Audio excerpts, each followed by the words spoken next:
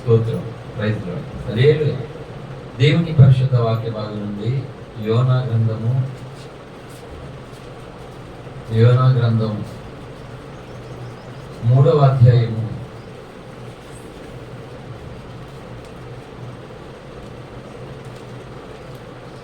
8-9 వచనాలను చదువుకుని దేవుని యొక్క వాక్యాన్ని ధ్యానం చేసుకుందాం.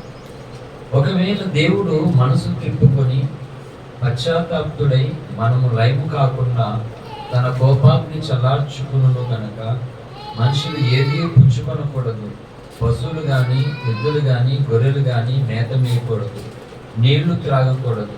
మనుషులందరూ తమ దుర్మార్గములను విడిచి తాము చేయి బలాత్కారమును మానివేయవలను. మనుషులేమి పశువులేమి సమస్తమును గోనెపట్ట కట్టుకొనవలను. జనులు మనపూర్వకంగా దేవుని వేడుకొనవలను అని దూతలు నినేవే పట్టణంలో చాటించి ప్రకటన చేసింది. ఈ పరిశుద్ధ వాక్య భాగం దేవుడు మన వెనుకడిలో ఆశీర్వదించుగాక. మనం ప్రార్థన చేసుకుందాం. స్తోత్రం నాయన, రక్షణకర్త దేవా, నీకు వందనాలు. మా ఉనికికి కారణమైన వాడ, మా బ్రతుకుకు ఆధారమైన తండ్రి, మీ ఘనమైన నామానికి లెక్కలేని హృదయపూర్వకమైన కృతజ్ఞతా స్తోత్రాలు చెల్లిస్తూ ఉన్నాం. ప్రభా, ఉపాస దినమందు చేరినటువంటి నీ బిడ్డలందరినీ బట్టి నీకు వందనాలు. ప్రభా, చదవనటువంటి లేఖనం ద్వారా అయ్యా లైవ్లో వీక్షిస్తున్న వారితోనూ ఇక్కడ చేరినటువంటి సమాజముతోనూ మాతోనూ మాట్లాడండి దేవా. నాయన ఇగో తండ్రి, ఈ బంధకాలలో అయితే మేము బంధింపబడి ఉన్నాము. ఎక్కడ ప్రభావ మేము పడిపోయి ఉన్నాము, ఏ మార్గం నుండి తొలగిపోయి ఉన్నాము, తప్పిపోయి ఉన్నాము, ఆ స్థితి నుండి విడిపించి రక్షించి ప్రభా ఈ దినమున నాయన ఇగో నీ కృపను పొందినటువంటి పాత్రులుగా ధన్యులుగా మారడానికి కృపణీయమని ప్రార్థిస్తున్నాను. ఒట్టివాడు బలహీనుడు అయోగ్యుడు అయినటువంటి దాసుని కనికరించి దర్శించి నీ కలవసిన రక్తమును ప్రోక్షించి ప్రభా బాగుగా కడిగి నీ ఆత్మచేత అభిషేకించండి. నీవే నాయన మా అందరితోనూ స్పష్టంగా తేటగా మాట్లాడి సంఘము క్షేమాభివృద్ధి నొందినట్లుగా నీ నామములకు మహిమ కలుగునట్లుగా అపవాది శక్తి చేత బంధింపబడుతున్నటువంటి ప్రజలకు విడుదల పొందినట్లుగా నీవే మాట్లాడమని యేసయ్య నామమున ప్రార్థిస్తున్నాము తండ్రి. ఆమేన్. హల్లెలూయా. దేవుని పరిశుద్ధ నామానికి మహిమ కలుగును గాక. లేక ఉపవాస ప్రార్థనకు చేసినటువంటి మీ అందరికీ యేసయ్య నామములో నేను చెల్లిస్తున్నాను. మంచిది. చదవబడినటువంటి లేఖన భాగంలో మనందరికీ బాగా తెలిసినటువంటి వాక్య భాగమే అయినప్పటికీ అనేకమైనటువంటి తెలుసుకోవాల్సినటువంటి సంగతులు పరిశుద్ధ గ్రంథం అంతా దేవుడు రాసి పెట్టాడు. హల్లెలూయా. నినెవే మహాపట్టణం 1,25,000 జనాభా కలిగినటువంటి దేశం, పట్టణం ఇప్పుడు నాశనం అయిపోతున్నటువంటి స్థితిలో ఉన్నది. ఆ రాజు కానీ, ఆ దేశ అధినేత అయినటువంటి రాజు కానీ, ధనవంతుడు కానీ ఎవరు కూడా ఆ నాశనమైనటువంటి స్థితి నుండి తప్పించలేరు, కాపాడలేరు. 1,25,000 మంది ప్రజలు నాశనానికి పాత్రులుగా, మరణానికి పాత్రులుగా ఎంచబడ్డారు. అక్కడ మానవులను సృష్టించినటువంటి దేవుడు ప్రజలు నశిస్తూ ఉంటే ఆయన సంతోషించేవాడు కాడు. ప్రజలు బాధపడుతూ ఉంటే దేవుడు ఆనందించేవాడు కాడని పరిశుద్ధ గ్రంథం సాక్ష్యం ఇస్తుంది. యెహెజ్కేలు గ్రంథం అనుకుంటారు. ఒకసారి యెహెజ్కేలు గ్రంథంలోకి వచ్చినట్లయితే 33వ అధ్యాయం యెహెజ్కేలు గ్రంథము 8వ వచనం నుండి చదువుతాం. దుర్మార్గుడా, నీవు నిశ్చయముగా మరణము నొందుదు. దుర్మార్గునికి సెలవిగా అతడు తన దుర్మార్గతను విడిచి జాగ్రత్త పడినట్లు ఆ దుర్మార్గునికి తెలియజేయని ఎడల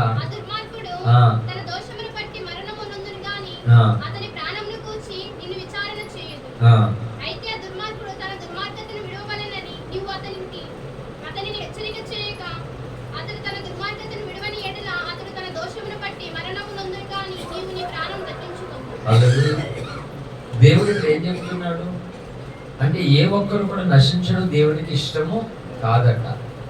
అయితే ఒక వ్యక్తి దుర్మార్గుడు, దేవుడికి విరోధమైనటువంటి వ్యక్తి అని నీకు నాకు తెలిసినప్పుడు నన్ను ఏం చేయాలని పరిశుద్ధ గ్రంథం చెప్తుందంటే వారితో మాట్లాడాలట, హెచ్చరిక చేయాలట, ఇది సరైనటువంటి ధోరణి కాదు, మార్చుకోమని చెప్పాలట. ఒకవేళ అలా మనం చెప్పకపోతే వాళ్ళు తమ దుర్మార్గం పెట్టి మరణిస్తారు. కానీ దేవుడట ఎవరైతే వారికి స్వజనులుగా దగ్గరగా ఉన్నారు, అంటే వారితో రిలేషన్ ఉందో, వారు చెప్తే వినగలుగుతారో, అటువంటి సమయం అందు నువ్వు చెప్పకపోతే అతన్ని మరణమును గురించి నిన్ను లెక్క అడుగుతాడంట దేవుడు. భక్తి అంటే ఎవరికి నచ్చినట్లుగా వారు చేసేసుకునేది కాదు. భక్తి అంటే బైబిల్ చెప్తూ ఉంది, ఫిలిప్పీ పత్రిక చెప్పింది, కొలసి చెప్పింది, చూడదు. కానీ బాడీ ఆఫ్ ద క్రైస్ట్, మనము ఒకరికొకరు అవయవమై ఉన్నాము, మనమందరూ దేవునికి అవయవమై ఉన్నాం. భక్తిలో ఉన్నటువంటి ప్రజలు దేవుని నిర్మాణంలో సంఘ కన్యకకు ఒక్కొక్కరు ఎలా ఉంటారట, కళ్ళు గాను, ముక్కు గాను, చేతులు వేళ్ళు గాను, ఇలాగ గుండె గాను ఒక్కొక్క అవయవంగా మారుతారట. అంటే ఎవరైతే అటువంటి భక్తి సాధన చేసి దేవుడు కోరుకున్నటువంటి భక్తి చేస్తారో వారు అవయవములలో ఉన్నతమైనటువంటి అవయవముగా మారుతారట వాళ్ళు. కనుక ఒక మాట చెప్తుంది, కాళ్ళు ముళ్ళుగుచ్చుకుంటే కళ్ళు ఎందుకు ఏడవాలి చెప్పండి? పొయ్యి దగ్గర చేతులు కాలిని సపోజ్, కంట్లోంచి నీళ్ళు ఎందుకు రావాలి? కనుక చెయ్యి కాలింది, చెయ్యి ఏడాలి అంటే అవుతుందా? అంటే ఈ శరీరానికి చేతులు అవసరము, కళ్ళు అవసరము, కాళ్ళు అవసరము, తల అవసరము, ముక్కు అవసరం, నోరు అవసరం, నాలుగు అవసరం, అన్నీ అవసరం. ఈ శరీరానికి ఎక్కడ నొప్పి తగిలినా, ఎక్కడ దెబ్బ తగిలినా ఆటోమేటిక్గా ఏం చేస్తుంది? కళ్ళే ఏడుస్తాయి. అంటే కళ్ళు అనేటువంటిది ఉన్నతమైనటువంటి ఒక శ్రేష్టమైన అవయవము. ఈ కళ్ళు అనేది భౌతికమైనటువంటి ప్రపంచాన్ని చూస్తుంది. అంతేకాదు శరీర అణువణువు నరనరాలు ప్రతి అవయములు దేనికి నొప్పి కలిగినా, దేనికి బాధ కలిగినా, నీ మనసు బాగోకపోయినా, ఎవరైనా నిన్ను ఏమన్నా అన్నా ఇచ్చేది ఎవరు అంటే శరీరంలో అన్ని అవయవాలు దేనికి దానికి ప్రత్యేకమైనది. కానీ కన్ను అనేటువంటిది అంత రెస్పాన్సిబిలిటీ కలిగినటువంటిది, బాధ్యత కలిగిందిగా ఉంది. కాళ్ళు తప్పు చేసినా, కాళ్ళకి దెబ్బ తగిలినా, ఇంకొక దానికి ఇంకోటి ఏది తగిలినా ఈ కళ్ళు బాధపడితే కళ్ళు నుండి నీళ్ళు వస్తాయి. అలాగా ఒక క్రైస్తవులుగా, ఒక క్రైస్తవురాలుగా మనము దేవుని భక్తురాలుగా ఉన్నతమైన అవయముగా ఉంటే సంఘముకి ఆటంకం కలుగుతున్నప్పుడు, దేవుని పని పాడైపోతున్నప్పుడు కళ్ళుగా నువ్వు ఏడవాలి మాట. శరీరంలో ఏదైతే నొప్పి కలిగినా కళ్ళు ఎలాగైతే ఏడుస్తాయో బాధ్యతతో, అలాగనే నాకెందుకు వాళ్ళు చూసుకుంటారులే, నాకెందుకు వీళ్ళు చూసుకుంటారు అనేటువంటి వారు దేవునికి ఎప్పటికీ నచ్చరు. గుర్తుపెట్టుకోండి, పాస్టర్లు చూసుకుంటారులే అని విశ్వాసులు చూసుకుంటారులే అనే పాస్టర్లు, ఆమె చూసుకుంటారని పక్క విశ్వాసులు వీళ్ళు చూసుకుంటారు అనేటువంటి వ్యక్తులు ఎప్పటికీ దేవునికి నచ్చరు. కాళ్ళకి దెబ్బతైతే కళ్ళు నాకెందుకు అనుకున్నాయా? సో ఈ లా ప్రకారముగా దేవుని ప్రజలుగా భక్తిలో ఉన్నటువంటి మనము దేవుని మనసు బాధపడితే నువ్వు బాధపడాలి. దేవుని సంఘమునకు నష్టం కలిగిన, దేవుని పని పాడైపోతూ ఉన్నా నువ్వు బాధపడాలి మాట. ఇది భక్తుల అనుభవం. ఫర్ ఎగ్జాంపుల్ నెహెమ్యా గ్రంథాన్ని మనం జ్ఞాపకం చేసుకుంటే రండి, నెహెమ్యా గ్రంథం 1వ అధ్యాయంలోనికి రండి.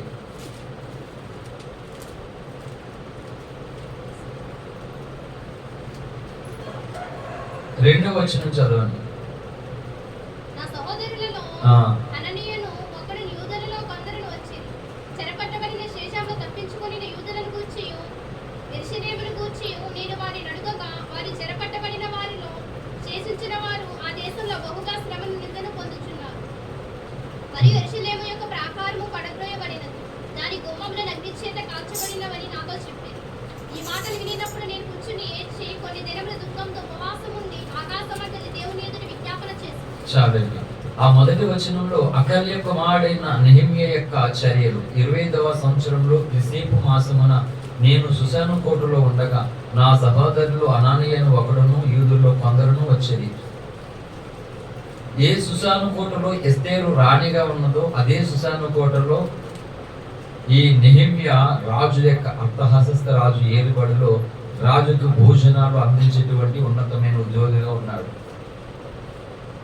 హ్యాపీ కదా. రాజు దగ్గర భోజనం అందించేటువంటి ప్రముఖ స్థానంలో ఉన్నాడు. ఆ తర్వాత భోజనం తను చేస్తాడు, రాజు భోజనం. ఇంకా చెప్పాలంటే రాజు గారు అది రుచి చూడక మునిపి ఏం రుచి చూడాలి, ఎందుకంటే అందులో ఏదైనా కలిపారేమో, ఇది బాగాలేదేమో. కాబట్టి ఈ వ్యక్తి పర్యవేక్షించాలి దాన్ని, ఇది ఎలా ఉందో, మంచిగా ఉందో లేదా, హాని కలుగుతుందో లేదో చూడు. అంతే, అంత ఉన్నతమైన స్థితిలో రాజు దగ్గర ఉన్నాడు. ఏదో వాష్రూమ్ కడిగే దగ్గర, చెప్పుల దగ్గర లేడు కదా. అంత ఉన్నతమైనటువంటి స్థానంలో రాజు ఏదైనా తినాలంటే ముందు ఇతడు ముట్టుకోవాలి దాన్ని. అంతటి స్థానంలో ఉంటే ఇతడు ఏం చేస్తాడట, బహు దుఃఖము దినములు దుఃఖముతో ఉపవాసంతో కన్నీరు కారుస్తున్నాడు. ఎందుకు, ఏమైంది నీకు? నువ్వు రాజు దగ్గర మంచి భోజనం చేస్తున్నావు, ఏమి నువ్వు గొడ్లు గోదలు ఏమి కాసి పని చెప్పలేదు నీకు.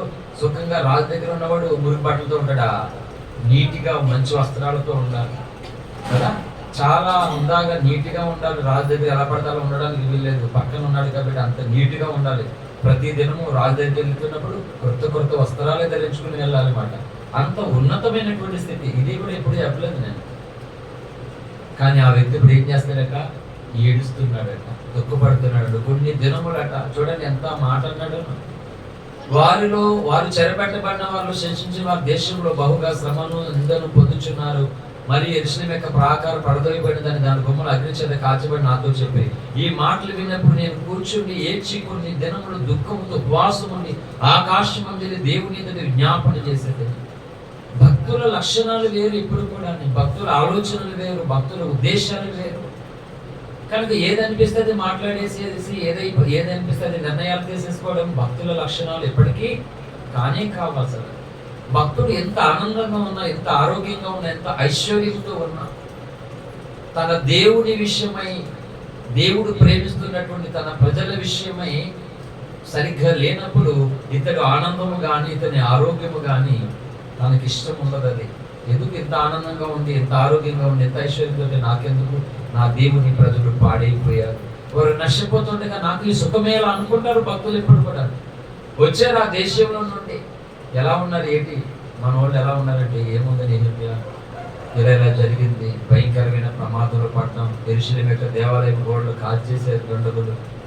అయ్యో నా దేవుని కోటను కూల్చేశారా, దేవుని మందిరాన్ని కాల్చేశారా అని తను కన్నీరు మున్నీరైపోయి దుఃఖంతో ఏదనతో పడుతున్నాడు. ఇది భక్తి లక్షణం అంటే. కనుక ఒక కన్ను, ఇప్పుడు నెహెమ్యా ఒక కన్ను మాట, శరీరంలో కాలికి ముళ్ళు గుచ్చుకున్న, ఇంకొకరు ఏమన్నా మాట్లాడినా, మనసుకు నొచ్చుకున్న, శరీరానికి నొచ్చుకున్న, కళ్ళ నుండి నీళ్లు వస్తున్నట్లుగా ఏంటి, దేవుడు రక్షించుకున్నటువంటి ప్రజలు పాడైపోతూ ఉన్నప్పుడు, దేవుని ఉద్దేశములు ప్రజలు గ్రహించలేనప్పుడు ఒక భక్తుడు సంతోషంగా ఉండలేడు. ఈరోజు ఇన్ని ఉపవాసాలు నేను గడపడానికి, ఇతరుల చేత ఇన్ని అవమానాలు పొందడానికి చెప్తున్నాను. భక్తుడైనటువంటి నెహెమ్యా ఏ పని చేస్తూ ఉన్నాడో, ఈరోజు జోసెఫ్ అనేటువంటి వ్యక్తి అదే పని చేస్తున్నాడు. ఈజీగా మాట్లాడొచ్చు ఎవరైనా సరే, అదే పని చేస్తున్నాడు. నెహెమ్యా చేసిన పని నేను చేస్తున్నాను అనమాట. నెహెమ్యా సంతోషంగా ఉంటే తనకు అది సంతోషం అనిపించలేదు. తన ప్రజలు మంచిగా లేరనే వార్త విన్నప్పుడు నెహెమ్యా ఏడుస్తూనే ఉన్నాడు. ఇది భక్తి లక్షణం.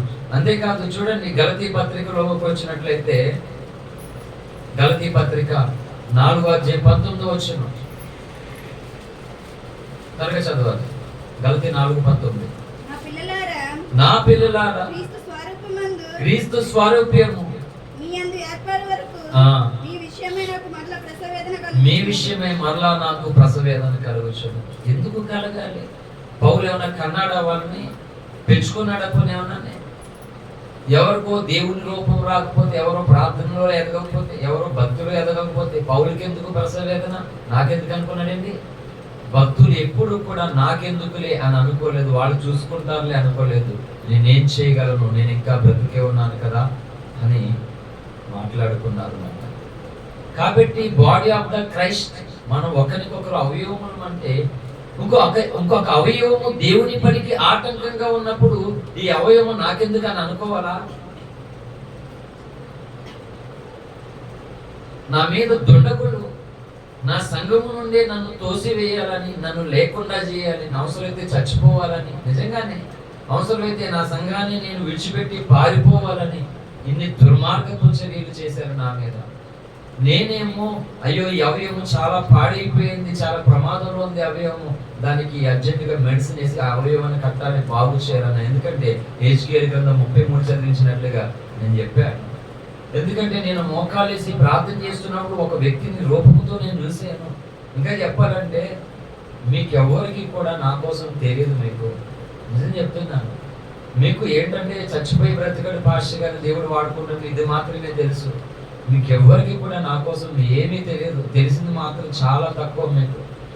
నేను మోకాళ్ళ ప్రార్థనలో గడుపుతూ ఉన్నప్పుడు అక్కడ వ్యక్తులు ముగ్గురైతే ముగ్గురు వాళ్ళ ముఖాలతో నేను చూశాను ప్రార్థన గదిలో. వాళ్ళు ఏం కుట్ర పడుతున్నారు నా మీద, ఏం చర్యలు చేస్తున్నారు, నన్ను ఎలా నాశనం చేయాలనుకుంటున్నారు, ఇది వదిలేసి ఎలా పారిపోవాలని కోరుతున్నారు, అంత స్పష్టంగా చూస్తున్నాను నేను. అర్థమవుతుందా? ఏమీ తెలియనట్లుగా మళ్ళీ ఆ గుంపులోకి వెళ్ళి బాగున్నావు తమ్ముడు, బాగున్నావు అన్నయ్య, బాగున్నావు అక్క అని పలకరిస్తాను. పిచ్చోడేం కాదు భక్తుడు ఎప్పుడును, ఏమీ తెలియని వాడు కాదు భక్తుడు ఎప్పుడును. అంటే నువ్వేదో చెప్తేనే కానీ తెలియనంత అమాయకుడు కాదు భక్తుడు ఎప్పుడును. ఎందుకంటే ఆరాధిస్తున్నది జీవం కలిగినటువంటి దేవుడిని అండి. అలాగే నేను ఒక మాట అంటాను, మనము దేవుడి దగ్గరకు రాక మునుపు జ్యోతిష శాస్త్రాన్ని నమ్మి చూపులు చూపించుకున్నటువంటి అనుభవాలు మనకున్నవి, అవునా కదా? ఎక్కడి నుంచో నువ్వు వెళ్తే ఫలానా వాడు నీకు ఏం జరుగుతుందో ఏం చేయబోతుందో ఇంట్లో ఎలా ఉందో చెప్తున్నాడా లేదా? దుష్ట శక్తిని అనుభవిస్తున్నటువంటి వానికి నీకోసం నా కోసం అనేక సంగతులు తెలిస్తే, దైవ శక్తిని నమ్మి దేవుణ్ణి ఆధారం చేసుకుని బ్రతుకుడి క్రీస్తే చావైతే మీరు అనుకుని బ్రతుకుతున్న భక్తులను చూపించడా దేవుడు? చూపిస్తాడా లేడా? ఖచ్చితంగా చూపిస్తాడండి. కనుక దేవుడు చూపిస్తూ ఉంటే వారి మీద నేరారోపణ చేయడానికి, వాళ్ళని నిందించడానికో కాదు. అయ్యో వీళ్ళు ఈ బాధలు ఇటువంటి చర్యలో ఉన్నారా కాబట్టి వీళ్ళు మార్చుకోవడానికి అవకాశాలు ఇవ్వాలి, వీరు మారు మనసు పొందడానికి అవకాశాలు అలాగే ఇస్తారన్నమాట. ఇంకొకరు ఎవరు నాకెవరు కనబడలేదు ఎంతవరకు నా లైఫ్లో అలాగా. వాళ్ళు మార్చుకోవడానికి అవకాశాలు ఇచ్చిన వాళ్ళు, వాళ్ళు మారు మనసు పొందడానికి అవకాశం ఇచ్చిన వాళ్ళు, మోసం చేస్తున్న పక్కనే పెట్టుకుని ప్రోత్సహించే వాళ్ళు ఎవరు కనబడలేదు నా ప్లేస్లో. ఇంకా ఎవరు కూడా ఎందుకు ఇచ్చేదంటే దేవుడు చూపించాడు కాబట్టి. అయ్యో వాళ్ళు నశించిపోతే నాకు ఏమైనా వస్తుందో చెప్పండి. ఒక చోట స్వార్థ చేయడానికి ఒక పాస్టర్ గారు నన్ను అడిగారు, నువ్వు చనిపోయేలా పాస్టర్ గారు లేరు.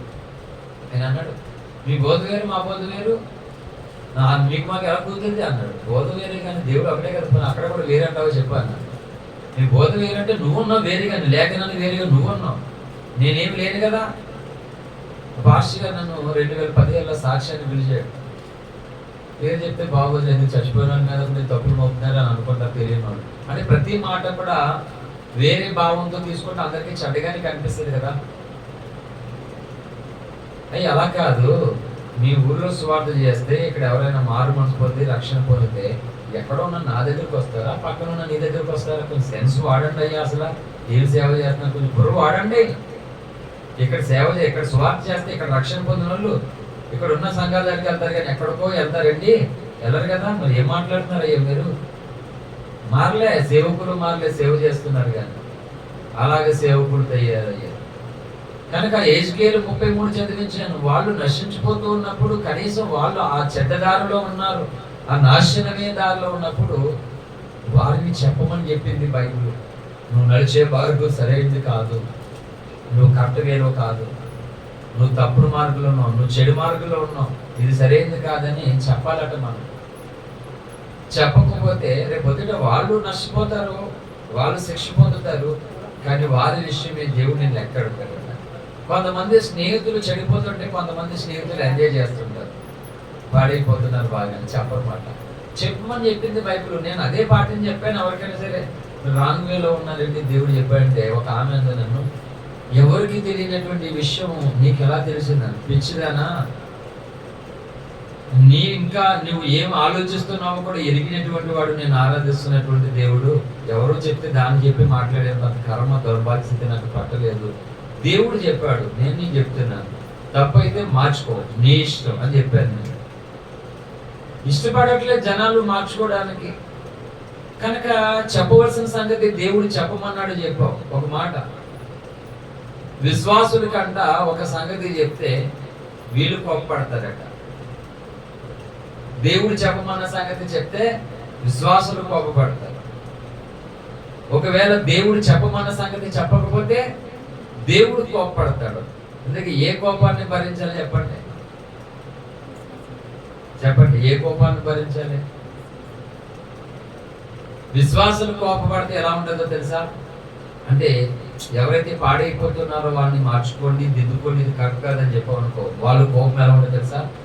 నీ మీద నిందలు వేయడానికి ఊరు వాడు తిరుగుతారు. స్వార్థ చేయడానికి రాదు ధైర్యం, దేవుని పని చేయడానికి రాదు బలం, కానీ నిందలు మోయడానికి మాత్రం ఇంటింటికి వెళ్ళి దుర్వార్తలు ప్రకటిస్తూ ఇంకా సాక్ష్యాన్ని పోల్చడానికి, భక్తిని పోల్చడానికి, సేవను పోల్చడానికి తెగించేసి ఇంకా రకరకాలుగా చేస్తారు. విశ్వాసుల కోపాలు అలా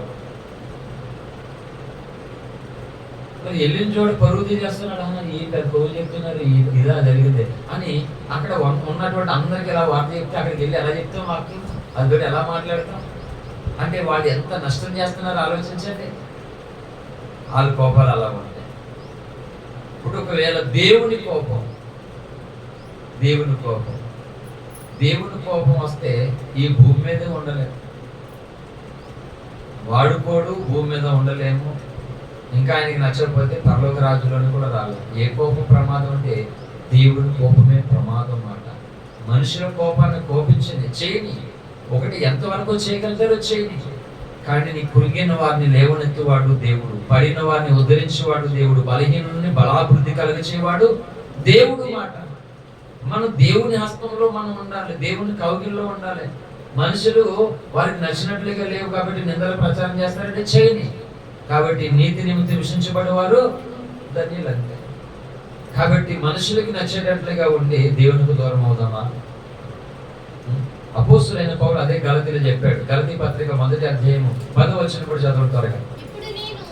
ఇప్పుడు నేను మనుషుల దయను సంపాదించుకొని చూచున్నానా,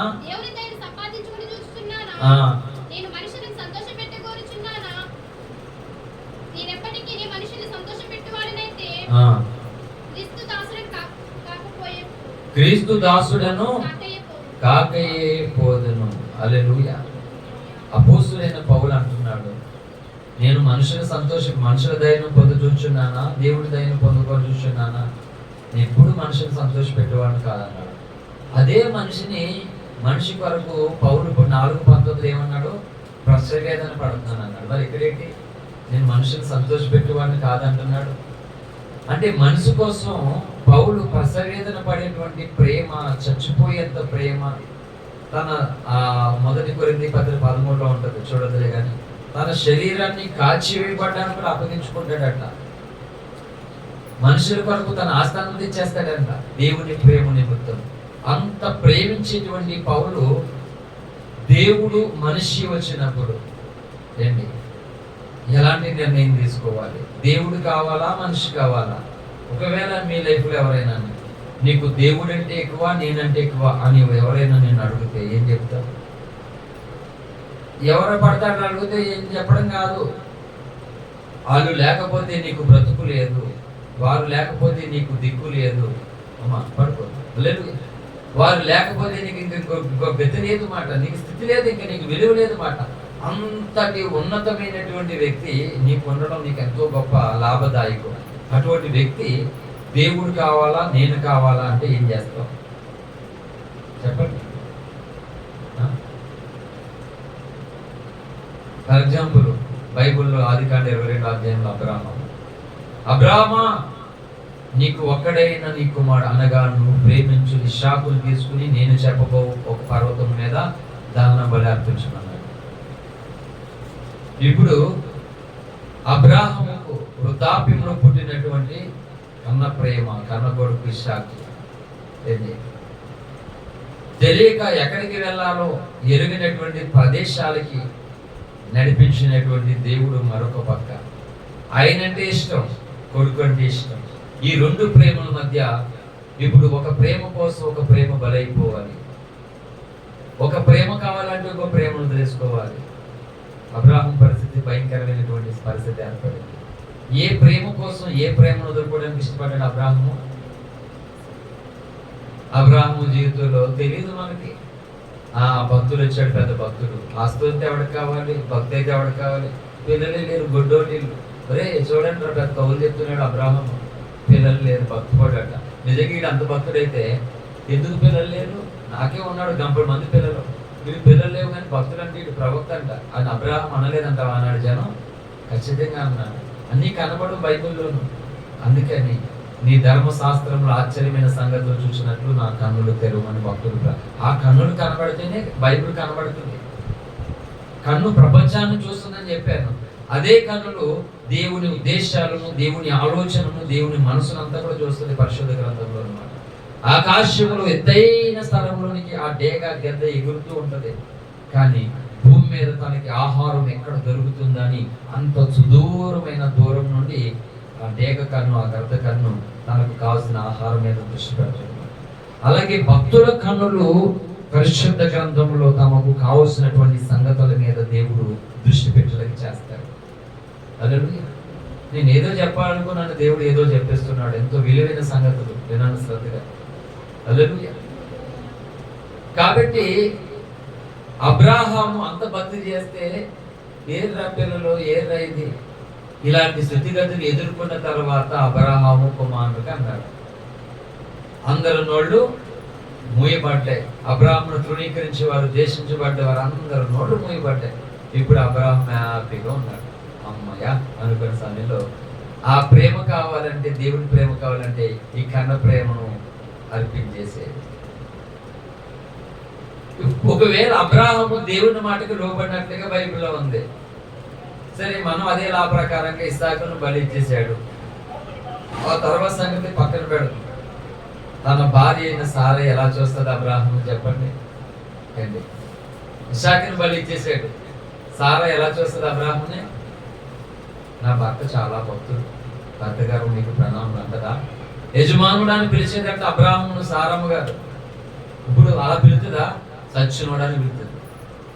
నువ్వు కన్నావేరా? నువ్వు ముసల్దాన్ని ఆ బాధ ఎలా ఉంటుందో నాకు తెలుసురా. నువ్వు కన్నావా? నువ్వెవడో ఇవ్వడానికి నా కొడుకుని ఎన్ని మాటలు అంటుంది. ఎంత గౌరవంగా యజమానుడు అని పిలిచిందో ఇప్పుడు దుమ్ము దులిపెడుతుంది సారమ్మ అబ్రాహం. మరి అదే జనాలు అదే ఈడు బాబు వీడు. అప్పుడు ఏమో వీడు భక్తులాగా ఇద్దరు ఏదో మొత్తమే భగవంతుడు కనిపించి పిల్లలు కన్నాడు. ఇప్పుడు ఆ పిల్లవాడిని దేవుడు కనిపించేసాడు. అది బాబు చాలా డేంజర్. వీడితో ఉంటే మళ్ళీ కనిపించేస్తాడు, వీడు మళ్ళీ కనిపించేస్తాడు, వీడితో ఉంటాడని మళ్ళీ నిద్ర వస్తాయి. అంటే ఒక భక్తుడు ఎలాంటి నిర్ణయం తీసుకున్న నిందలే వస్తాయి. ఒక భక్తుడు ఏ పని చేసినా అవమానాలే కలుగుతాయి. ఒక భక్తుడు ఏం చేసినా తప్పులే పడతారు సమాజం మాట. భక్తుడు అమ్మయ్య చేసేసాను అనడానికి ఉండదు, చేయలేదనడానికి ఉండదు, చెయ్యకపోయినా జరగకపోయినా నిద్రేసేవాళ్ళు ఉంటారు, చేసిన తర్వాత కూడా బాధ పెట్టేవారు ఉంటారు. భక్తుల జీవితాలు భయంకరమైనటువంటి పరిస్థితులు ఎక్కువ ఉన్నాయి. కానీ భక్తులనే దేవుడు కోరుకుంటున్నాడు. దేవుడు కోరుకున్నటువంటి వ్యక్తి ఎంత సంతోషంగా, ఎంత ఆనందకరంగా ఉండడానికి ఇష్టపడడు భక్తుడు కూడా. ఎందుకంటే ఆయన చూసినప్పుడు ఆయన ఏమో డల్లాగా ఉన్నాడు. ఏంటి ప్రభు అలా ఉన్నాడు? మరి ఎలా ఉన్నాడు? అలా చూడు, నేను నన్ను కాపాడుకుంటే అది ఎలా ఉన్నాడు చూడు. సరే, మరి నేను ఎలా ఏమైనా చేయమంటాడు? సరే చెప్పి వెళ్ళి మరి నేను బాధపడతాను ఎందుకు చెప్పరా అంటే, భక్తుడు వచ్చి దేవుని పక్షంగా మీరు ఎందుకు అలా ఉన్నారు, ఆయన బాధపడతారు, మీరు అలా ఉండొద్దు అని హెచ్కేల్ 33 ప్రకారం వెళ్ళి చెప్తే వాళ్ళు భక్తుల మీద బాధపడతారు. వీడు పెద్ద భక్తుడు అంటే వీడు పెద్ద భక్తురాలంట, మాకు తీర్పులు చెప్తున్నారు వీళ్ళు. దేవుడు చెప్పాడంట, అది చెప్పారంట, ఇది చెప్పారంట, నువ్వు వచ్చినట్లు మాట్లాడి రకరకాల మాటలు చేయాలి. చెప్తే వీళ్ళతో ప్రాబ్లం, చెప్పకపోతే ఆయనతో ప్రాబ్లం, మధ్యలో నలిగిపోతాడు భక్తుడు తెలుసా. కనుక వాళ్ళను క్షమించు ప్రభువా, నీ భక్తుడు దేవుని దగ్గర భక్తుడే ఏడవాలి. నీ కోపం వాళ్ళ మీదకి రానీకని బతిమాలుకోవాలి. ఓ పక్క వాడిని కూడా దేవునికి దూరంగా ఉండొద్దు. లేదు అయ్యో మీరు అలా ఉండొద్దని వాళ్ళ పక్షంగా వాళ్ళు మారు మనసు పొందాలని మళ్ళీ భక్తుడే ఏడుస్తాడు. చూడండి 119వ కీర్తనలోనికి వచ్చినట్లయితే, థ్యాంక్ గాడ్, 119వ కీర్తన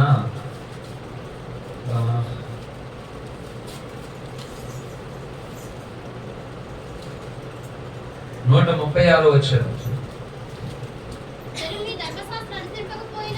జనుడు నీ ధర్మశాస్త్రం అనుసరింపకపోయినందుకు నా కన్నీరు ఏరులై పారుచున్నది. ఇది భక్తుల అనుభవం. ఏంటంట? దేవుని ప్రజలు దేవుని శాసనాలను, దేవుని ఆజ్ఞలను, దేవుని ఆలోచనను ఎరగినటువంటి వారిగా బ్రతుకుతుండగా వాళ్ళు ఎదగపోతే నాకెందుకని అనుకున్నాడు భక్తుడు. వాళ్ళ కోసం కూడా ఏం చేస్తాడట? తన కన్నీళ్లు ఏరులై ప్రవహిస్తుందంట. అంటే ఇన్ని రకాలుగా ఏడుస్తున్నాడండి భక్తుడు. కానీ భక్తుని మనసును అర్థం చేసుకునేటువంటి వారు లేరు, భక్తుని ఆలోచన అనుసరించే వారు లేరు. అందుకే పౌలు భక్తుడు అన్నాడు, నేను దేవుని పోలి నడుచుకున్న ప్రకారము మీరు నన్ను పోలిన. అంటే వేరే ఆప్షన్ లేదు. క్రైస్తవ సమాజం అందరికీ భక్తులను పోలి నడుచుకోవడం ఒకటే మార్గం, అంతే, అదే దిక్కు, అంతే. ఆ మార్గమును పక్కన పెట్టి ఇంకొక మార్గంలో ఎన్ని రకాలమైనటువంటి తైతక్కలు చేసినా సరే దేవుడు మెచ్చుకోడు, గమ్యం దగ్గరికి మనం చేరలేము. కనుక శరీర అవయవములకు ఎక్కడ నొప్పి తగిలినా, ఎక్కడ గాయమైన కళ్ళు ఎలాగైతే బాధపడతాయో, ఒక భక్తుని లక్షణం ఏంటంటే దేవుని ప్రజలకు నొప్పి కలిగిన, దేవుని ప్రజలు పాడైపోతున్న, దేవుని ప్రజలు దేవునికి ఆటంకంగా ఉన్న భక్తుడు అలా ఏడుస్తాడు మాట. భక్తుడు ఒక కన్ను మాట ఏంటి, ఒక కన్ను భక్తుడు అవ్వాలి. నాకెందుకు లేయాలి, ఇలా అయిపోతే నన్ను అనుకోలేదు. ఈనాటికి కూడా ఎన్నో సంఘాలలో వాళ్ళ విశ్వాసుల పేర్లు వాళ్ళ పాస్టర్లకే తెలియదు, వాళ్ళ విశ్వాసుల ఇళ్ళలో వాళ్ళ పాస్టర్లకే తెలియదు, వాళ్ళ విశ్వాసులు ఏ ప్రాంతం నుండి వస్తున్నారు, ఎంత దూరం నుంచి వస్తున్నారు వాళ్ళ పాస్టర్లకే తెలియదు. మరి ఏంటి ఈ పరిస్థితి? ఇది ఎంత దౌర్భాగ్యకరమైన పరిస్థితి తెలుసా? సవాల్ చేస్తున్నాను ప్రపంచంలో ఉన్నటువంటి సేవకులందరికీ. ప్రతి సేవకునికి నీ దగ్గరకు వస్తున్నటువంటి విశ్వాసులు ఎంత దూరం చేస్తున్నారో తెలుసా? కొన్ని ఎటువంటి పరిస్థితుల నుంచి వస్తున్నారో తెలుసా? ఆదివారం చర్చికి రావాలంటే ఎన్ని ఇబ్బందులు పడి వస్తున్నారో తెలుసా? తెలియదు చాలా మంది. మరి ఏంటి ఈ పరిస్థితి? అంటే ఆ విశ్వాసులను గుర్తించలేనటువంటి గుడ్డి కన్నులు వీళ్ళు. అవునా కదా? ఖచ్చితంగా. అప్పుడు పౌలులాగా ప్రసవేదన పడగలరా వీళ్ళు? పడలేరు. నెహెమ్యాలాగా కన్నీరు కాచగలరా వీళ్ళు? కాచలేరు. కాబట్టి భక్తి జీవితంలో విశ్వాసి లేదు, సేవకులు అనేటువంటిది లేదు. నువ్వు కన్నువా అని అడుగుతున్నాడు దేవుడు. నువ్వు కన్నువైతే దేవుడు ఏం కోరుకుంటున్నాడో చూడాలా కన్నులతో. నువ్వు కన్నువైతే దేవుడు కోరుకున్నటువంటి ప్రజలు ఎలాంటి దురవస్థలో ఉన్నారో నువ్వు చూడాలి కన్నువైతే. కాబట్టి వాళ్ళు చూసుకుంటారు అనేటువంటి మాటలు రాకూడదు. అందుకే నేను ఎలాంటి పరిస్థితుల్లో నా పని చేయక నేను ఎప్పుడు మానను, అసలు చేస్తూనే లేను. ఎవరినో కలుపుకున్నారనుకో ఇంకా సంతోషం, ఎవరో లేరనుకో చేసుకుంటూ వెళ్ళిపోతాను. ఆపను కాక ఆపను మాట జరుగుతూనే ఉంటుంది పని ఇప్పుడు.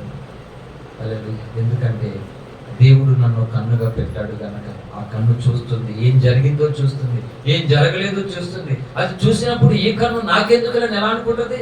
వాళ్ళు చూసుకుంటారు, వాళ్ళు చేసేస్తారు ఎలా అనుకుంటుంది?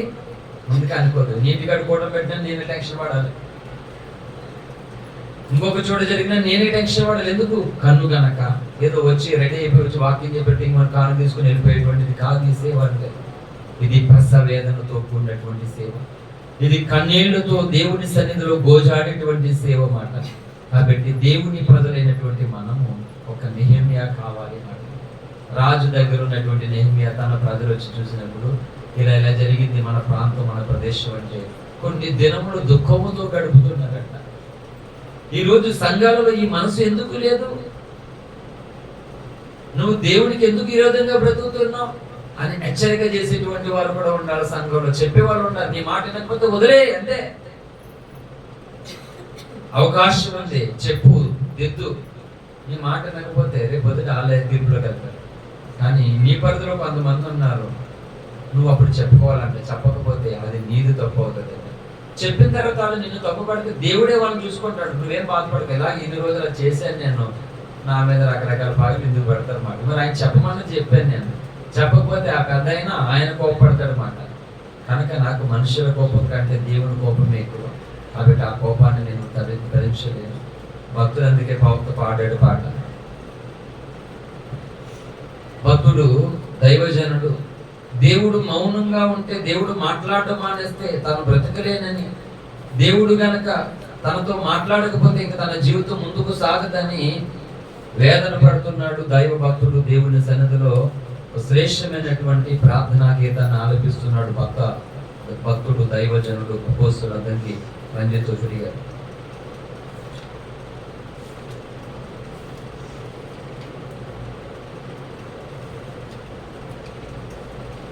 స్తోత్రం. Thank God.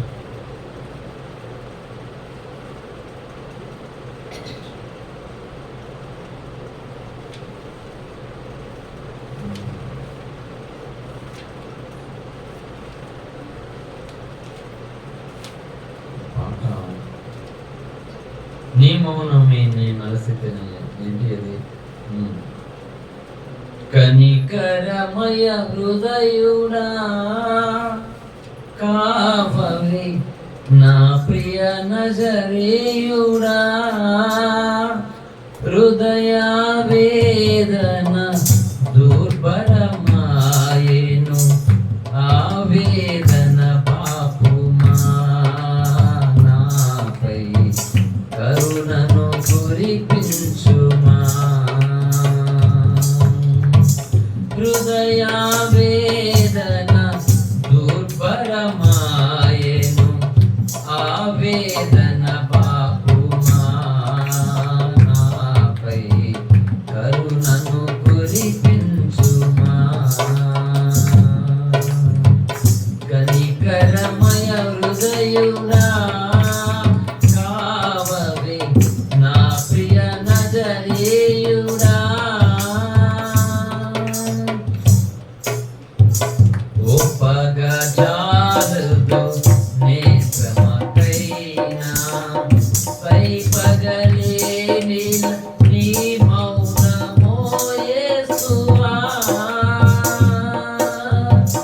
ఒప్పగా చాలదు నీ శ్రమకైనా, పై పగలేని నీ మౌనమో యేసువా.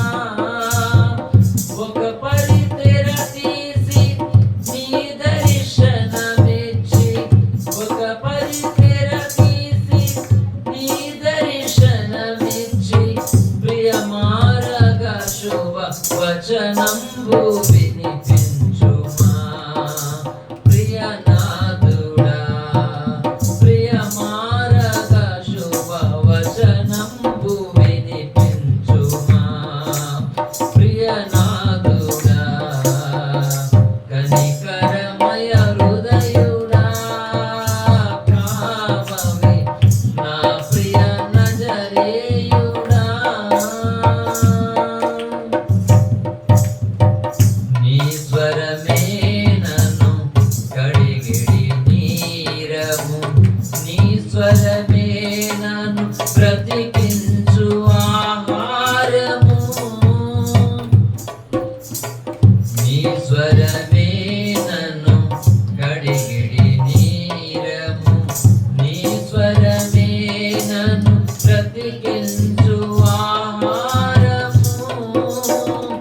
నీ స్వరమే నా జీవాధారము,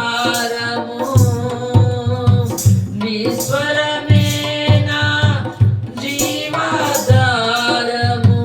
నీ మౌనంబున నా బ్రతుకే దుర్భరము కడుభారము. నీ మౌనంబున నా బ్రతుకే దుర్భరము కడుభారము.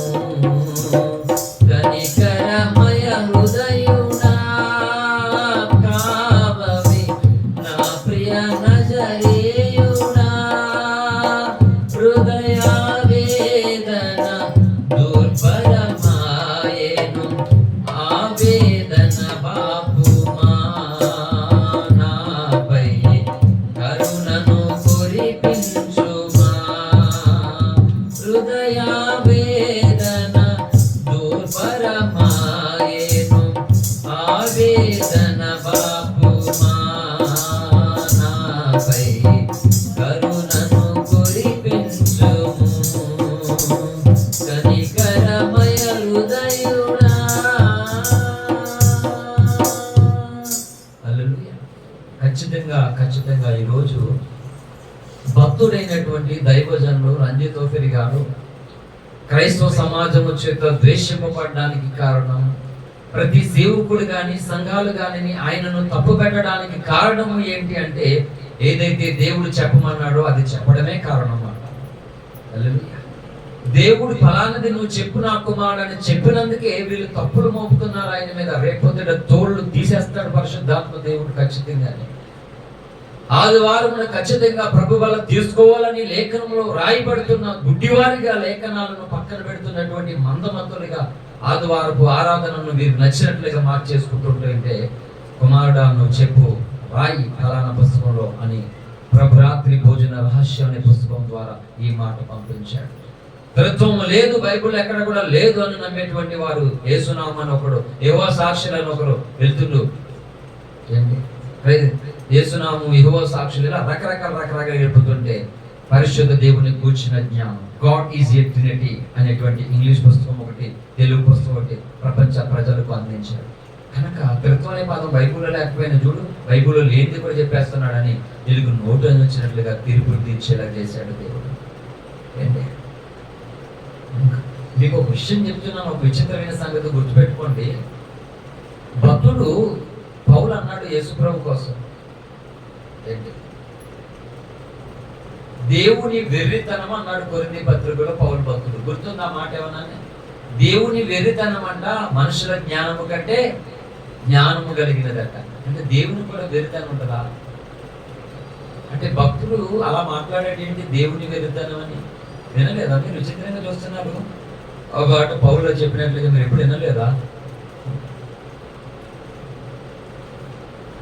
భక్తుల నోట కావాలని దేవుడు కొన్నిసార్లు కొన్ని పలుకులు పలికింపజేస్తాడు. ఎందుకో తెలుసా? వినాలి సీరియస్గా. ఇలా మాట్లాడకూడదు కదా, ఇలా మాట్లాడకూడదు కదా అని నువ్వు అనుకోవాలి. ఎందుకంటే ఆ విధంగా దేవుడు తన అవయవములకు గాక ఎక్స్ట్రా అవయవాలను తీసేసి వేయాలనుకుంటున్నాడు. కాబట్టి ఏంటి ఇలా అనకూడదు కదా, ప్రవక్త అయితే ఇలా అనకూడదు కదా, పాస్టర్ అయితే. యథార్థవాది ఛానల్లో ఓఫిరి గారు ఒక స్టేట్మెంట్ ఇచ్చినటువంటి తర్వాత కొంతమంది మినిస్టర్లు ఉన్న వాళ్ళు కూడా, ఓఫిరి గారు ఈ మాట అనకపోతే బాగుండేది, ఈ మాట ఇలా అనకూడదు కదా అని అన్నారు. చాలా మంది అన్నారు. అందులో ఒక మాట ఆయన ఏమన్నాడంటే, ఒకసారి నేను శ్రీకృష్ణుని అన్నాడు ఆయన. ఆ మాట కొంతమంది ఓఫిరి మినిస్టర్ వ్యక్తులు, ఓఫిరి గారు ఓఫిరన్నా ఇలా అనకూడదు, ఓఫిరి గారు అంటే ఇష్టమే, ఓఫిరి గారిని ఫాలో అవ్వలే, కానీ వీళ్ళు ఏం చెప్తున్నారు, ఓఫిరన్న ఆ మాట అనకపోతే బాగుంటుంది కదా, ఇది ఆశాస్పదంగా ఉంది. పిచ్చోళ్ళు అందరూ కూడా ఏంటో ఓఫిరి గారిని వెంబడించింది పిచ్చోళ్ళారా మీరు? మరి యేసుప్రభు పుట్టుక ఆశాస్పదం కాదా అంటే అప్పుడు మనం అనాలి, యేసుప్రభు మర్యాద పుట్టినప్పుడు అంతేనా కదా. రాజు భార్యకు పుట్టిండాలి మాట యేసుప్రభు, ఈ తెక్కులో లా ప్రకారంగా. ఓఫిరి మినిస్ట్రీస్ లో ఓఫిరి గారిని వెంబడించడం అంటే, ఓఫిరి అని అలా అనకూడదు, ఓఫిరి గారు ఇలా అనకూడదు, ఇలా చేసి అనకూడదు, తిక్కల వాదం ఉండకూడదు అసలు. అలా అనేటువంటి వాడు ఎవ్వడు కూడా ఉండడు మినిస్ట్రీలో అన్నమాట. దేవుడు తన దాసుని నోట ఆయన మాట పెడతాడంతే, పలికిస్తాడు. ఎందుకంటే ఆ మాటను కొంతమంది త్రోసివేయాలని, ఆ మాటను కొంతమంది దూరం చేసుకోవాలి, ఆ మాటను మెత్తని కొంతమంది అలాగా దూరం అయిపోవడం దేవుని చిత్తం మాట. దేవుని చిత్తములో ఉండాలనుకున్న వాళ్ళు ఎవరు ఎలా ఉండాలి తెలుసా? దేవా నేను నీ చిత్తము నెరవేర్చాలి, నా ప్రాణం పోయినా పర్లేదు, నీ చిత్తంలో నేనే ఉండాలి, ఆ గుంపులోనే ఉండాలి, నన్ను వాడుకోయేసయ్యా, నన్ను పని పాత్రగా నీ సేవలో నీ పనులో నన్ను వాడుకేసా బతుమాలుకోవాలి దేవుని. అలాంటి వాళ్ళు మిగులుతారు ఓఫిరి గారితో, అలాంటి వాళ్ళు మిగులుతారు సర్వతత్వంలో. అంతేగాని నాకు చూపెడితే నమ్ముతాను, అది ప్రూవ్ చేస్తే నమ్ముతాను, ఇలాంటి చెత్త నచ్చదు దేవునికి ఎప్పుడు కూడా. నీ మినిస్టర్లో ఇంకా ఉంది, మొదటి శిష్యుని మాత్రమే అయ్యింది, తొలగిపోయినటువంటి చెత్త ఇంకా ఉంది. హల్లెలూయా. ప్రవక్త నోట దేవుడు పలికించినటువంటి ఏ మాట కూడా నిరర్ధకమో కానేరుదుగాక కానేరుదు. ఎందుకంటే ఇంత గొప్ప రక్షణను దేవుడిస్తే ఆ రక్షణ నిర్లక్ష్యం చేస్తున్నారు అనేకులు. ఇంత గొప్ప రక్షణ నిర్లక్ష్యం చేసిన ఎడల ఎలాగో తప్పించుకుందాం అని Hebrews 2:3 రాయబడి ఉంది. రక్షణే నిర్లక్ష్యం చేస్తే తప్పించుకోవడానికి అవకాశం లేదు. అటువంటిది సత్యాన్ని దేవుడు అప్పగించాడు, ప్రవక్తను దేవుడు అప్పగించాడు. ఇది నిర్లక్ష్యం చేస్తున్న కొంతమంది నేను ఉంటారా? ఉండలేరు మాట, ఉండలేరు. నిజమైనటువంటి సందేశం ఏంటి? హల్లెలూయా. ఇక్కడ పక్క భయంకరమైన పెయిన్ వస్తుంది నాకు, వాసిపోయి ఆ మెడకు కట్టడం మర్చిపోయాను. అటు జర్నీ ఇటు జర్నీ మొత్తం. ఉయ్యాలంటే చాలా ఇష్టం, ఉయ్యలో కూడా నాకు. బస్సులో అంతకంటే దారుణంగా ఉయ్యలు పోయాడు బస్ డ్రైవర్. నిజమే, అద్దాల నుంచి బయటకు వెళ్ళిపోతే మాట మొత్తం దూరాడు బస్సు, మామూలుగా తోలేదు అసలు. కడదాకా బండి వెళ్తావు, బండి సగం దూరమే వెళ్ళింది.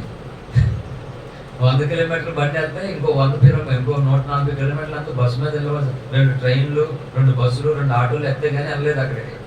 అంత ప్రయాణం మొత్తం ఊపాడు, మామూలుగా ఊపినది ఏ ఉయ్యాలు కూడా ఊపుకోవడం అలా మొత్తం. మొదటిసారి మాట బస్సు ప్రయాణం ఇంత బాగుంటుంది అని తెలుస్తున్నాడు. హల్లెలూయా. దేవుడిలో మనం ఉండడం ఆషామాషి విషయం కాదు అసలు. ఎందుకంటే దేవుడు మనల్ని ఎంతో ప్రేమించాడు, ఎన్నుకున్నాడు, ఏర్పాటు చేసుకుంటే ఆ విధానానికి, ఆ క్రమానికి మనం లోబడాలని భయభక్తులతో ఉండాలి. ఈరోజు నీకు స్నేహం ముఖ్యం, ఈరోజు నీకు బంధుత్వం ముఖ్యం, ఒకరికి బంగారం ముఖ్యం, ఒకరికి డబ్బు ముఖ్యం, ఒకరికి ఇంకొక ముఖ్యం. మరి దేవుడు ముఖ్యం కదా. అందుకే ఇంత గొప్ప రక్షణ నిర్లక్ష్యం చేసిన ప్రవక్త చెప్పాడు. నన్ను వైజాగ్లో ఉన్నారు ప్రవక్త, చెప్తూ ఒక మాట అన్నారు, ఈరోజు దేవుని ప్రజలకు ఆసక్తి తగ్గిపోతుందట. ఆసక్తి లేదు, నీకు ప్రార్థన చేయాలని ఆసక్తి లేదు, దేవుని పని చేయాలని ఆసక్తి లేదు, దేవునికి నేను సహకరించాలని ఆసక్తి లేదు, దేవునికి నేను ఉపయోగపడాలని ఆసక్తి లేదు, బైబిల్ చదవాలని ఆసక్తి లేదు, ఉపవాసం ఉండాలని ఆసక్తి లేదు, దేవుని కొరకు నేను కనిపెట్టాలని ఆసక్తి లేదు. లైక్ తీసుకుంటున్నారు ప్రజలు. ప్రవక్త చెప్తూ ఒక మాట అన్నట్టు నేను షేర్ చేశాను, గ్రూప్లో కూడా పెట్టాను. ఆసక్తి తక్కువైపోయిందంటే, ఆసక్తి లోపిస్తుందంటే కారణం ఏం చెప్పినా, నువ్వు భయంకరమైన ప్రమాదంలో ఉన్నావని అర్థమంట. అంతే. పోనీ ఆసక్తి లేదు, అంత ప్రార్థన ఇంట్రెస్ట్ లేదు అండి, నాకు ఇంట్రెస్ట్ లేదు, మీరు వెళ్ళండి. లైఫ్ తీసుకుంటున్నారు, ఏదో ఇంట్రెస్ట్ లేకపోతే కదా పిచ్చి మొక్కం. నువ్వు చాలా ఘోరమైనటువంటి ప్రమాదంలో నువ్వు పడున్నావు. ఆసక్తి లేకపోవడానికి కారణము నువ్వు ప్రమాదంలో ఉన్నావని అర్థం మాట. ఇప్పుడు ప్రమాదం ఉంటే ఇప్పుడు ఏం చేయాలి? అర్జెంటుగా ప్రమాదం నుండి తప్పించుకోవాలట. అలాగే నువ్వు జ్ఞాని అయితే ఆపద నుండి పారిపోవాలి. కొంతమంది తెలివైన వాళ్ళట నింద లేకుండా కాపాడుకోవాలట, అవమానాలు రాకుండా. పిచ్చిమక్కువలు ఎవరుంటే ప్రపంచంలోనూ వీళ్ళే పిచ్చిమక్కువలు. అవమానాలు రాకుండా ఉండాలి, నిందలు రాకుండా ఉండాలి. వీళ్ళు ప్రపంచంలో అందరికంటే ఎక్కువ పిచ్చిమక్కువలు వీళ్ళు మాట. పిచ్చిమొక్కం, నిందల అవమానాలు ప్రభు రాకడ వరకు, మనిషి పోయే వరకు వస్తూనే ఉండాలనేది దేవుని చిత్తం, తెలుసా? 65 సంవత్సరాలు వచ్చినా ఇంకెందుకండి పెద్ద ఆయన మీదకి అవమానాలు రావడం? ఇన్ని సంఘాలు కట్టాడు, ఇంత సేవ చేశాడు, ఇన్ని పుస్తకాలు రాశాడు, అయినా ఈ వయసులో కూడా ఆయన మీద ఈ అవమానాలు ఎందుకు రావాలి చెప్పండి? ఆయన ప్రవక్త అండి. పిచ్చుమక్కువలు ఇలాంటి మాటలు మాట్లాడేవాడు ప్రతి ఒక్కరు కూడా. ప్రవక్తను వెంబడించిన వాడు ప్రవక్త ఫలం పొందుతాడంటే అభిషేకం ఒకటే నా పొందేది అంటే, అభిషేకం ఊరికినే వస్తుందా? చెప్పాను కదా రాత్రి కూడా, ఆశీర్వాదం కావాలంటే ఖచ్చితంగా నువ్వు అవమానం, నిందలు అనే బడిలో చదువుకోక తప్పదు. హల్లెలూయా, తప్పదు. ఇక అవమానాలు, నిందలు ఎదుర్కొన్నటువంటి వారే ఆశీర్వాదాలు పొందుకోగలుగుతారు, వాళ్ళే బహుమానం పొందుతారు. మిగిలిన వాళ్ళు ఎవరో బహుమానాన్ని పొందడం కాదు కాక ముట్టుకునే అవకాశం కూడా ఉండదు. కనుక ఆసక్తి లోపిస్తుంది. ప్రార్థన చేయకుండా బ్రతికేయడం, వాక్యం చదవకుండా బ్రతికేయడం, స్వార్థ ప్రకటించకుండా బ్రతికేయడం, దేవునికి సహకరించకుండా బ్రతికేయడం, ఆసక్తి లోపిస్తుందంటే నువ్వు భయంకరమైనటువంటి ప్రమాదంలో ఉన్నమాట. ముందు దాని నుండి రా బయటికి, మిగతా ఆలోచించదు. ఇది ప్రవక్త చెప్పినటువంటి సందేశం. హల్లెలూయా. కొంతమంది పిల్లలు అంటారు, వాళ్ళు వెళ్తే స్కూల్కి వీళ్ళు వెళ్తారు, వాళ్ళు మానేస్తే వీళ్ళు మానేస్తారు. కొంతమంది ఏటకి వెళ్ళే వాళ్ళు అంటారు, ఏరా ఏటకి వెళ్ళాలంటే అది మానేస్తారు. మరి నువ్వు ఇలా మాట. కొంతమంది వాళ్ళు ఎక్కడికి వెళ్ళిపోతే వీళ్ళు అక్కడికి వెళ్ళిపోతారు. ఇదే పరిస్థితి. మరి భక్తి జీవితము ఎవరినో పోల్చుకోకు, నేనేం చెయ్యాలి చేసుకోవాలి. ఇది నా జీవితంలో ఇది ఒక ప్రత్యేకమైన మాట. దేవుడు నేను ఎవరిని పోల్చుకోను అసలు. నువ్వు తిను, తిరుగు, తాగు, ఏమైనా చేసుకో, నేను మాత్రం దానికి అతీతంగా ఉంటాను అన్నమాట. నీ గుంపులోనే ఉంటాను, నీ ఇంటికాడే ఉంటాను, నేను చేయవలసిన పని మాత్రం చేసుకుంటూ ఉంటాను. అలాగే నాకు సంబంధం లేదు ఆ విషయంలో మాట. గుంపు రాండి అని నేను పిలుస్తాను, ఆహ్వానిస్తాను, నన్ను పిలుస్తారు, నన్ను ఆహ్వానిస్తారు, కానీ నేను దృష్టి పెట్టవలసిన దాని మీద పెడతాను, నేను చేయవలసినటువంటి పని చేస్తాను, ఆడతాను, పాడతాను, నవ్విస్తాను, అన్నీ ఉంటాయి. ఇది మాత్రం మానకుండా ఉంటుంది అన్నమాట. అలాగే కాబట్టి మనము ఈ కడవరి కాలంలో దేవుడు కోరుకున్నటువంటి ఒక శ్రేష్ఠ భక్తుల కన్నుగా మనం మారాలట. ఈరోజు భక్తి ఎవరికి నచ్చినట్లు వాళ్ళు చేసుకుంటారని చెప్పాను. వాళ్ళకి ఏ భారం ఉండదు అసలు, దేవుని పట్ల ఏ భారం ఉండదు, ఏ ఉద్దేశం ఉండదు, అసలు ఏం ఉండదు. రావడం వెళ్ళిపోవడం, రావడం వెళ్ళిపోతుంది. మరి దేవుని దగ్గర ఎలాంటి బహుమానం పొందుతారు? వీళ్ళు పొందలేరు. కాబట్టి నెహెమ్యా రాజు దగ్గర అంత ఉన్నతమైన హోదాలో ఉండి తన స్వజనులు వచ్చినప్పుడు వాళ్ళ నోట ఆ మాట అనేసరికి ఏమైపోయాడు? కొన్ని దినాలు దుఃఖంతో గడిపాడు, అన్నపానాలు మానేసుకుని ఏడుస్తూ ఉన్నారు, కన్నీరు కారుస్తున్నాడు. ఎందుకు? దేవుని మీద ప్రేమ, దేవుడు ప్రేమిస్తున్న తన దేశం మీద ప్రేమ, తన సంఘం మీద ప్రేమ. ఇది అవయవాలంటే, మనం ఒకరికొకరు అవయవాలంటే ఇది మాట. నేను చెప్తున్నాను సంఘ సేవకుడిగా, సంఘంలో ఏ ఒక్కరైనా రాకపోతే బాధపడతాను, ఏ ఒక్కరికైనా ఆరోగ్యం బాగాలేదని తెలిస్తే దేవుడి సన్నిధిలో నేను ప్రార్థన చేస్తాను, ఖచ్చితంగా చేస్తాను. నాకు తెలియాలి ఫలానా వాళ్ళకి బాగాలేదట, ఒంట్లో బాగాలేదు, ఇంట్లో ఇలాంటి పరిస్థితి, ఇలా గొడవలు అయినా ఇలా తెలిస్తే నా మనసు గాయమవుతుంది. ఖచ్చితంగా చెప్తున్నాను, నాకు ఎన్నో గాయాలు తగిలితే అవి వేరు.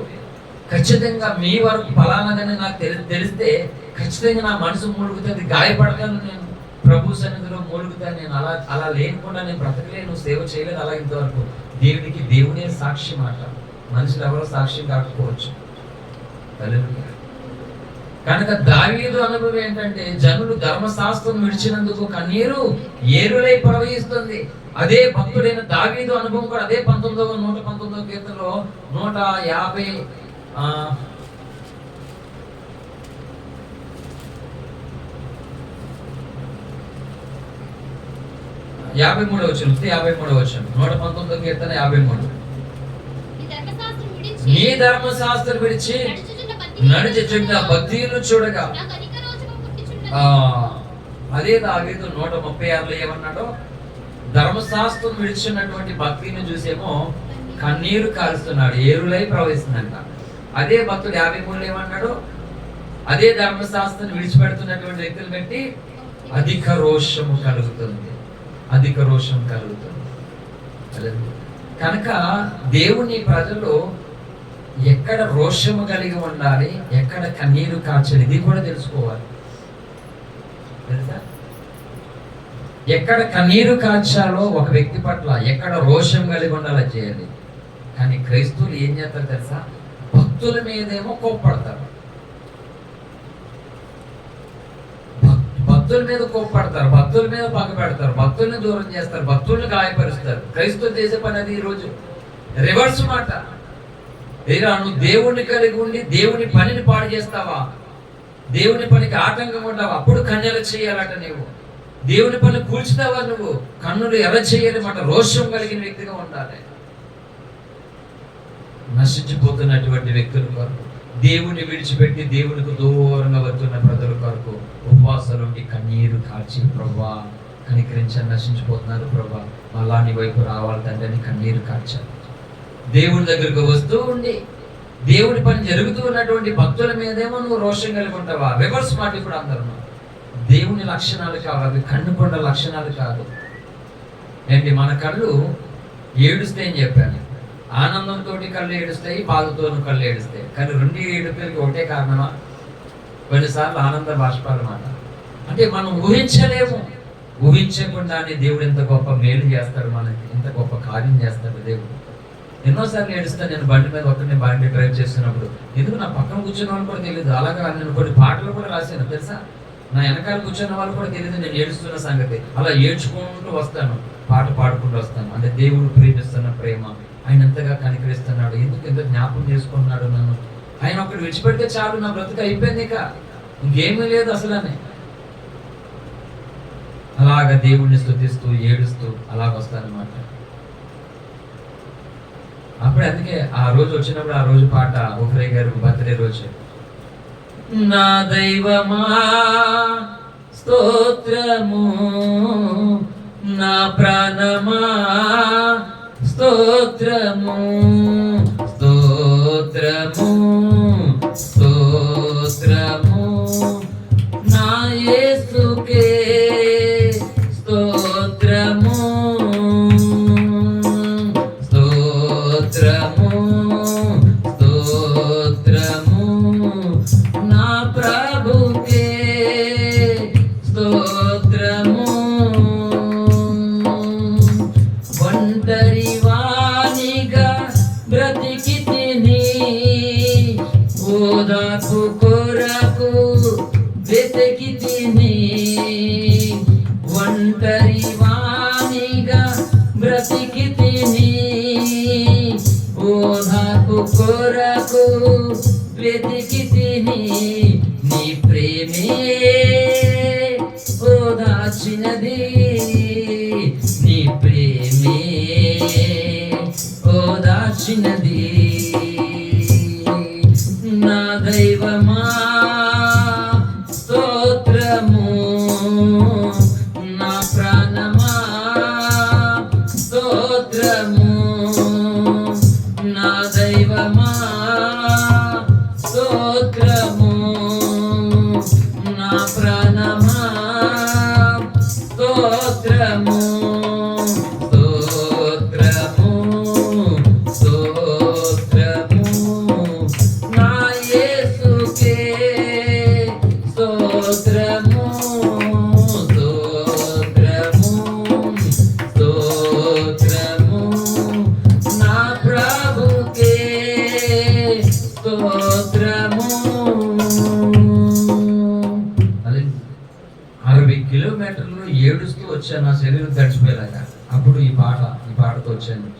ప్రవక్త పుట్టినరోజు నాడు. కనుక మన కళ్ళు ఆనందంతోనూ ఏడుస్తాయి, బాధతోనూ ఏడుస్తాయి. రెండు ఏడుపులకు ఒకటే కాదు. దేవుడు చేసిన మేలుకి కృతజ్ఞతతో ఏడ్చేటువంటి ఏడుపు ఒకటే. ఇది భక్తుల ఏడుపు అన్నమాట, ఆనందంతో. కొంతమంది దేవుడు ఎన్ని మేలు చేసినా కానీ ఆ మేలుకి కృతజ్ఞత ఉండదు, అప్పుడు ఏడుతారు కొంతమంది. అప్పుడు దేవుడు అడుగుతాడు, నువ్వు ఇప్పుడు ఏడుస్తున్న ఏడుపు దేనికి ఏడుస్తున్నావు నాకు చెప్పు అంటే, నేను నీకు ఇంత గొప్ప మేలు చేశానని కృతజ్ఞతతో ఏడుస్తున్నావు నువ్వు కాదు. మరింత మేలు చేసినందుకు నువ్వు ఎందుకు ఏడుస్తున్నావు? ఏడుపుని సీరియస్ అవుతాడు దేవుడు. క్రైస్తవులు అందరి పాఠాన్ని నేర్చుకోవాలి. ఇశ్రాయేలు చావడానికి వన్ ఆఫ్ ద రీజన్ ఇదే. ఐగుప్తు దాటినా తప్పని ప్రమాదం. యూట్యూబ్లో ఒక ప్రసంగం ఉంది, 100 రోజుల ఉపవాస ప్రార్థనలో ఒక ప్రసంగం చేశాను. ఐగుప్తు దాటినా తప్పని ప్రమాదం అని. దాటేశారు ఐగుప్తు, కానీ అయినా ప్రమాదం తప్పలేదు వాళ్ళకి. ఫరో సైన్యం చచ్చిపోయారు, అయినా ప్రమాదం తప్పలేదు వాళ్ళకి. ఈ రోజు క్రైస్తవుల పరిస్థితి. దేవుడు నీకు మేలు చేస్తే కృతజ్ఞతతో ఏడు, దేవా నన్ను జ్ఞాపకం చేసుకున్నవా తండ్రి అని ఏడు, తప్పలేదు. కానీ దేవుడు మేలు చేసిన తర్వాత కూడా దేవుడికి విరోధమైనటువంటి ఏడుపులు ఏడుస్తున్నటువంటి వాళ్ళు ఇశ్రాయేలులో గొప్ప మాట. అందుకనే మనము ఇశ్రాయేలుగా ఉండకూడదు. మనం చెప్పాను రీసెంట్గా, షార్ట్ ముక్క చెప్పాను ప్రసంగంలో, అంతా దొరకదు మాట. కొన్ని ముక్కలు ఒక గొప్ప ప్రసంగం అవుతాయి. కనుక నేను ఇశ్రాయేలుని కాదు, నేను మొదటి శతాబ్దపు ఆదిమ సంఘ క్రైస్తవుని నేను ఈరోజు. హల్లెలూయా. కనుక నేను అలాగే పెంచాలని కంకణ కట్టుకున్నాను. దేవుడు అదే ఇచ్చాడు నాకు, అదే రోషం ఇచ్చాడు. ఇశ్రాయేలుగా నేను పెంచాలనుకోవట్లేదు, మాటి వాడికి గొంతెమ్మ కోరికలు తీర్చే దేవుడిగా నేను పరిచయం చేయాలనుకోవట్లేదు ఈ లోకానికి, సంఘానికి. మొదటి శతాబ్దపు విశ్వాసిగా నిన్ను తయారు చేయాలనుకుంటున్నాను. నువ్వు మొదటి శతాబ్దపు విశ్వాసి అయితే నువ్వేం చేస్తావు తెలుసా? అవసరమైతే నీ ఆస్తిని కూడా దేవుడికి ఇచ్చేస్తావు, నీ ప్రాణాన్ని దేవుడికి ఇచ్చేస్తావు, నీ అవయవాన్ని దేవుడి కొరకు ప్రాణత్యాగం చేసేస్తావు, కోల్పోవడానికి ఇష్టపడతావు. వారు చరాస్తులను అమ్మివేసి అపోస్తుల పాదాలు పెట్టారంట. నువ్వు అపోస్తులతో కలిసి పని చేయించాలి, భక్తులతో కలిసి మోకాలు ఇచ్చాడు, భక్తులతో కలిసి పంచుకుంటే చాలు, మొదటి శతాబ్ద విశ్వాసం అయిపోతాం అన్నమాట. అందుకే దేవుడు రాయించాడు నాతో పాట, ఆదిమ సంఘంలో సభ్యునిగా చేసావు, వాక్యాసారాంశంను నాకు నేర్పించావు. ఆదిమ సంఘంలో సభ్యునిగా చేసావు, వాక్యాసారాంశంను నాకు నేర్పించావు. సత్యవంతుడా, న్యాయవంతుడా, సత్యవంతుడా, న్యాయవంతుడా, ఓ నేస్తమా, నా సమస్తమా, నా ప్రాణమా, నా జీవమా, ఓ నేస్తమా, నా సమస్తమా, నా ప్రాణమా, నా జీవమా, నా ప్రాణమా, నా జీవమా. ఇశ్రాయేల్ లాగా పెరగొద్దు మన భక్తులు అన్నమాట. ఇశ్రాయేల్ ఎలా పెరిగారు? వారు కావాలనుకున్నారు, పోనని దేవుడు చాలిపడిచ్చాడు. తర్వాత వెంటనే మళ్ళా సనుగు నచ్చలేదు దేవునికి వారి పద్ధతులు. మొదటి శతాబ్దంలో ఆదిమ సంఘం వాళ్ళు అలా కాదు మాట. వారు తమకున్నయే ఇచ్చేశారు దేవునికి. వారు తమకున్నదే వదిలేసుకున్నారు. శక్తి కావచ్చు, అది ఆరోగ్యం కావచ్చు, అది ఆస్తి కావచ్చు, అది హోదా కావచ్చు, అది పేరు కావచ్చు. పౌలు లాంటి వ్యక్తి సౌలుకు ఉన్నప్పుడు రోమ్ చక్రవర్తి అధికారంలో, రోమ్ పౌరుషత్వం కలిగినటువంటి ఒక ఉన్నతమైన హోదా కలిగి ఉన్నాడు. దాన్ని దేవుని కొరకు వదిలేసుకున్నాడు. పేతురు, యోహాను, యాకోబులు బెత్సయిదా అనేటువంటి ప్రాంతానికి కలిగిన వాళ్ళుగా ఉన్నతమైనటువంటి వ్యాపారము, అంటే చేపలలో ప్రవీణత కలిగిన వారు, చాలర్లు, చేపలు పట్టే జార్లు. అంటే ఎవరు పడతాడు? పట్టేలేడు. అంటే అందులోనూ కూడా ప్రావీణ్యత నొందిన వారిగా ఉన్నారు. వాటిని క్రీస్తు నిమిత్తం వదిలేసుకుంటే వెంబడించారన్నమాట. మొదటి శతాబ్దం ఆదిమ సంఘం దేవుని కొరకు ఏదైనా వదులుకునేటువంటి వారు. ఇశ్రాయేల్ ఏమో మాటికి దేవుడిని అమ్మేసుకునేటువంటి వారు. అందుకే ఇప్పుడున్నటువంటి క్రైస్తవము ఇశ్రాయేల్గా ఉండొద్దు, ఆదిమ సంఘంగా ఉండాలనేది నా వాంఛ. ఇది ఎంతమంది చెప్పారో నాకైతే తెలియదు, కానీ ఇది నా హృదయంలో దేవుడు పెట్టినటువంటి ఒక గొప్ప భారమైనటువంటి ప్రత్యక్షత. నేను అలాగే పెరుగుతున్నాను, నేను అలాగే పెంచాలనుకుంటున్నాను. పెరుగునోళ్ళు పెరుగుతారు. దేవుడైతే నన్ను లెక్క అడగలేడు. ఆయన అడగడం చెప్పట్లేదు, అడగలేడు అని చెప్తున్నాను. ధైర్యంతో చెప్తున్నమాట. నువ్వెందుకు అలా పెంచలేదని ఆయన నన్ను అడగడు రేపొద్దుట. ఎందుకంటే నేను అలాగే పెరుగుతున్నాను, అలాగే పెంచుతూ ఉన్నాను. దేవుని కొరకు ఏదైనా సరే వదులుకోవడానికి రెడీగా ఉన్నాను నేను. హల్లెలూయా. కాబట్టి నీకు కాలుకు ములుగుచ్చుకుంది, కళ్ళు ఎందుకు ఏడాలి అంటే కళ్ళు కూడా శరీరంలో ఒక భాగమే కదా. మరి నువ్వు సంఘంలో సత్య సంబంధమే అని ఎందుకు అనుకోవు? నువ్వు దేవుని పని పాడైపోతుంటే నాకెందుకులే, వాళ్ళు చేస్తారులే, వాళ్ళు చూసుకుంటారులే, వాళ్ళు సహకరిస్తారులే, వాళ్ళు చేస్తారులే, నువ్వెందుకు అనుకుంటావు? అయితే నీ కళ్ళు పీకి పక్కన పెట్టే, కళ్ళు ఏడుస్తూనే కదా తీసి పక్కన పెట్టే. కళ్ళు కాలు గుచ్చుకుంటే నీకెందుకు ఏడుపు అని కళ్ళు ఏడవ తీసి పక్కన పెట్టి అవుతుందా? అవ్వదు మాట. కాబట్టి నువ్వు నెహెమ్యావైతే, నువ్వు పౌలువైతే, నువ్వు ఎస్తేరువైతే నీ పని ఎలా ఉందో, నీ సంఘం ఎలాగుందో, దేవుడు నీ పట్ల ఎలా ఉన్నాడో చూచి కన్నులు నీకు కావాలి మాట. ఇప్పుడు రండి మూలవాక్యం చెప్తాను ఏంటని. హల్లెలూయా. యోనా గ్రంథం అంటే తిమింగలం, యోనాను మింగేయడం, ఇది కాదు స్టోరీ. హల్లెలూయా. అవి మిగతా వాళ్ళు చెప్పే స్టోరీలు, అయ్యి పెట్టే కథలు, అరికథలు అన్న పరిశుద్ధాత్మ చెప్పేటువంటి స్టోరీలు భిన్నముగా ఉంటాయి. చదవండి మూలవాక్యం ఈసారి. ఒకవేళ దేవుడు మనసు త్రిప్పుకొని పశ్చాత్తాపుడై మనము లయము కాకుండా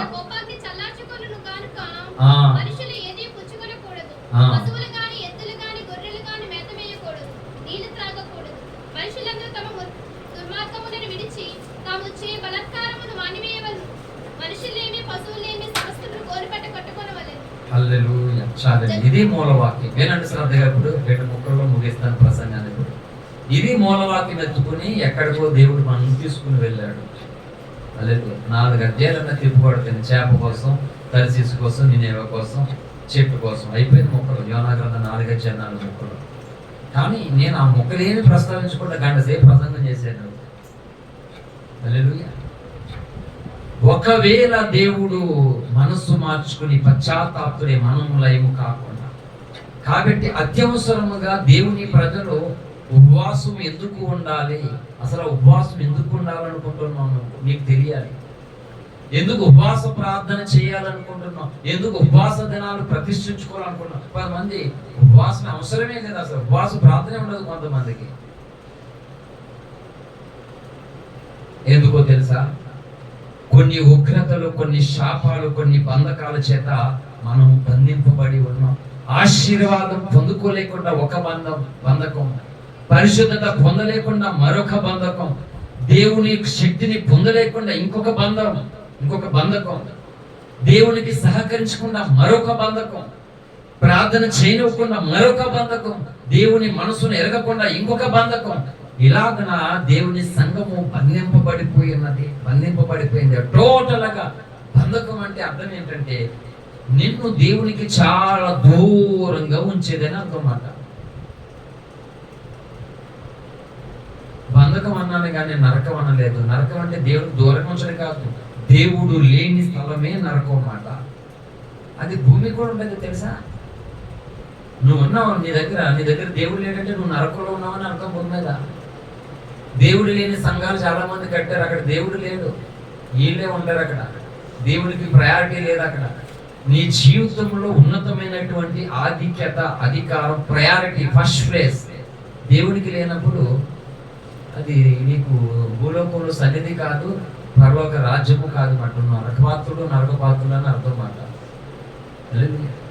ఎన్ని బంధకాలతో ఉన్నాము కాబట్టి దేవుడు ఎలాగైనా సరే అక్కడ నుండి నేను విడిపించాలనుకున్నా. నరకం నుండి దేవుడు విడిపించలేడు, గుర్తుపెట్టుకోండి. ఇది విడిపించడు అంటలేదు, విడిపించలేడు నరకం నుండి. ఎందుకంటే దేవుడు ఎన్నో మార్లు తన భక్తుల నోట, ప్రవక్తల నోట పలుమార్లు సందేశాలు పంపించి నరకానికి వెళ్ళకుండా తప్పించుకోవడానికి అవకాశాలు ఇచ్చాడు.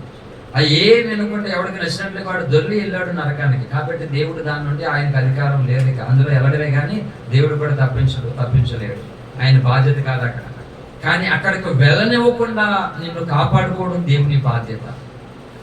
అక్కడికి పోనీయకుండా నిన్ను తప్పించడం దేవుని బాధ్యత. అందుకు దేవుడు ప్రయాసపడుతున్నాడు, అందుకు దేవుడు కష్టపడుతున్నాడు. కాబట్టి ఇప్పుడు నినేవే పట్టణమస్తులు కొన్ని బంధకాల చేత ప్రాణాన్ని పోగొట్టుకున్నటువంటి స్థితిలో వాళ్ళు ఉన్నారు.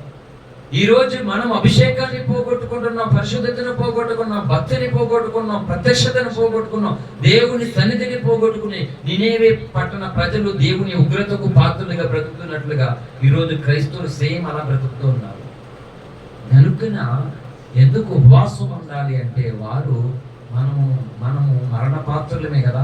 ఒకవేళ మనం ఉపవాసం ఉండి పశువులు కానీ, స్త్రీలు కానీ, పిల్లలు కానీ అందరూ కూడా అన్నపానాలు పుచ్చుకోకుండా గోని పట్ట ధరించుకొని ఉపవాసం చేస్తే దేవుడు కనికరిస్తాడేమో అని రాజుతో సైతము గోని పట్ట కట్టుకుని కన్నీరు కాచి ఉపవాస ప్రార్థన చేస్తే దేవుడు వారికి చేయదలిసినటువంటి కీడు చేయకుండా వారిని బ్రతకడానికి కృప చూపాడు.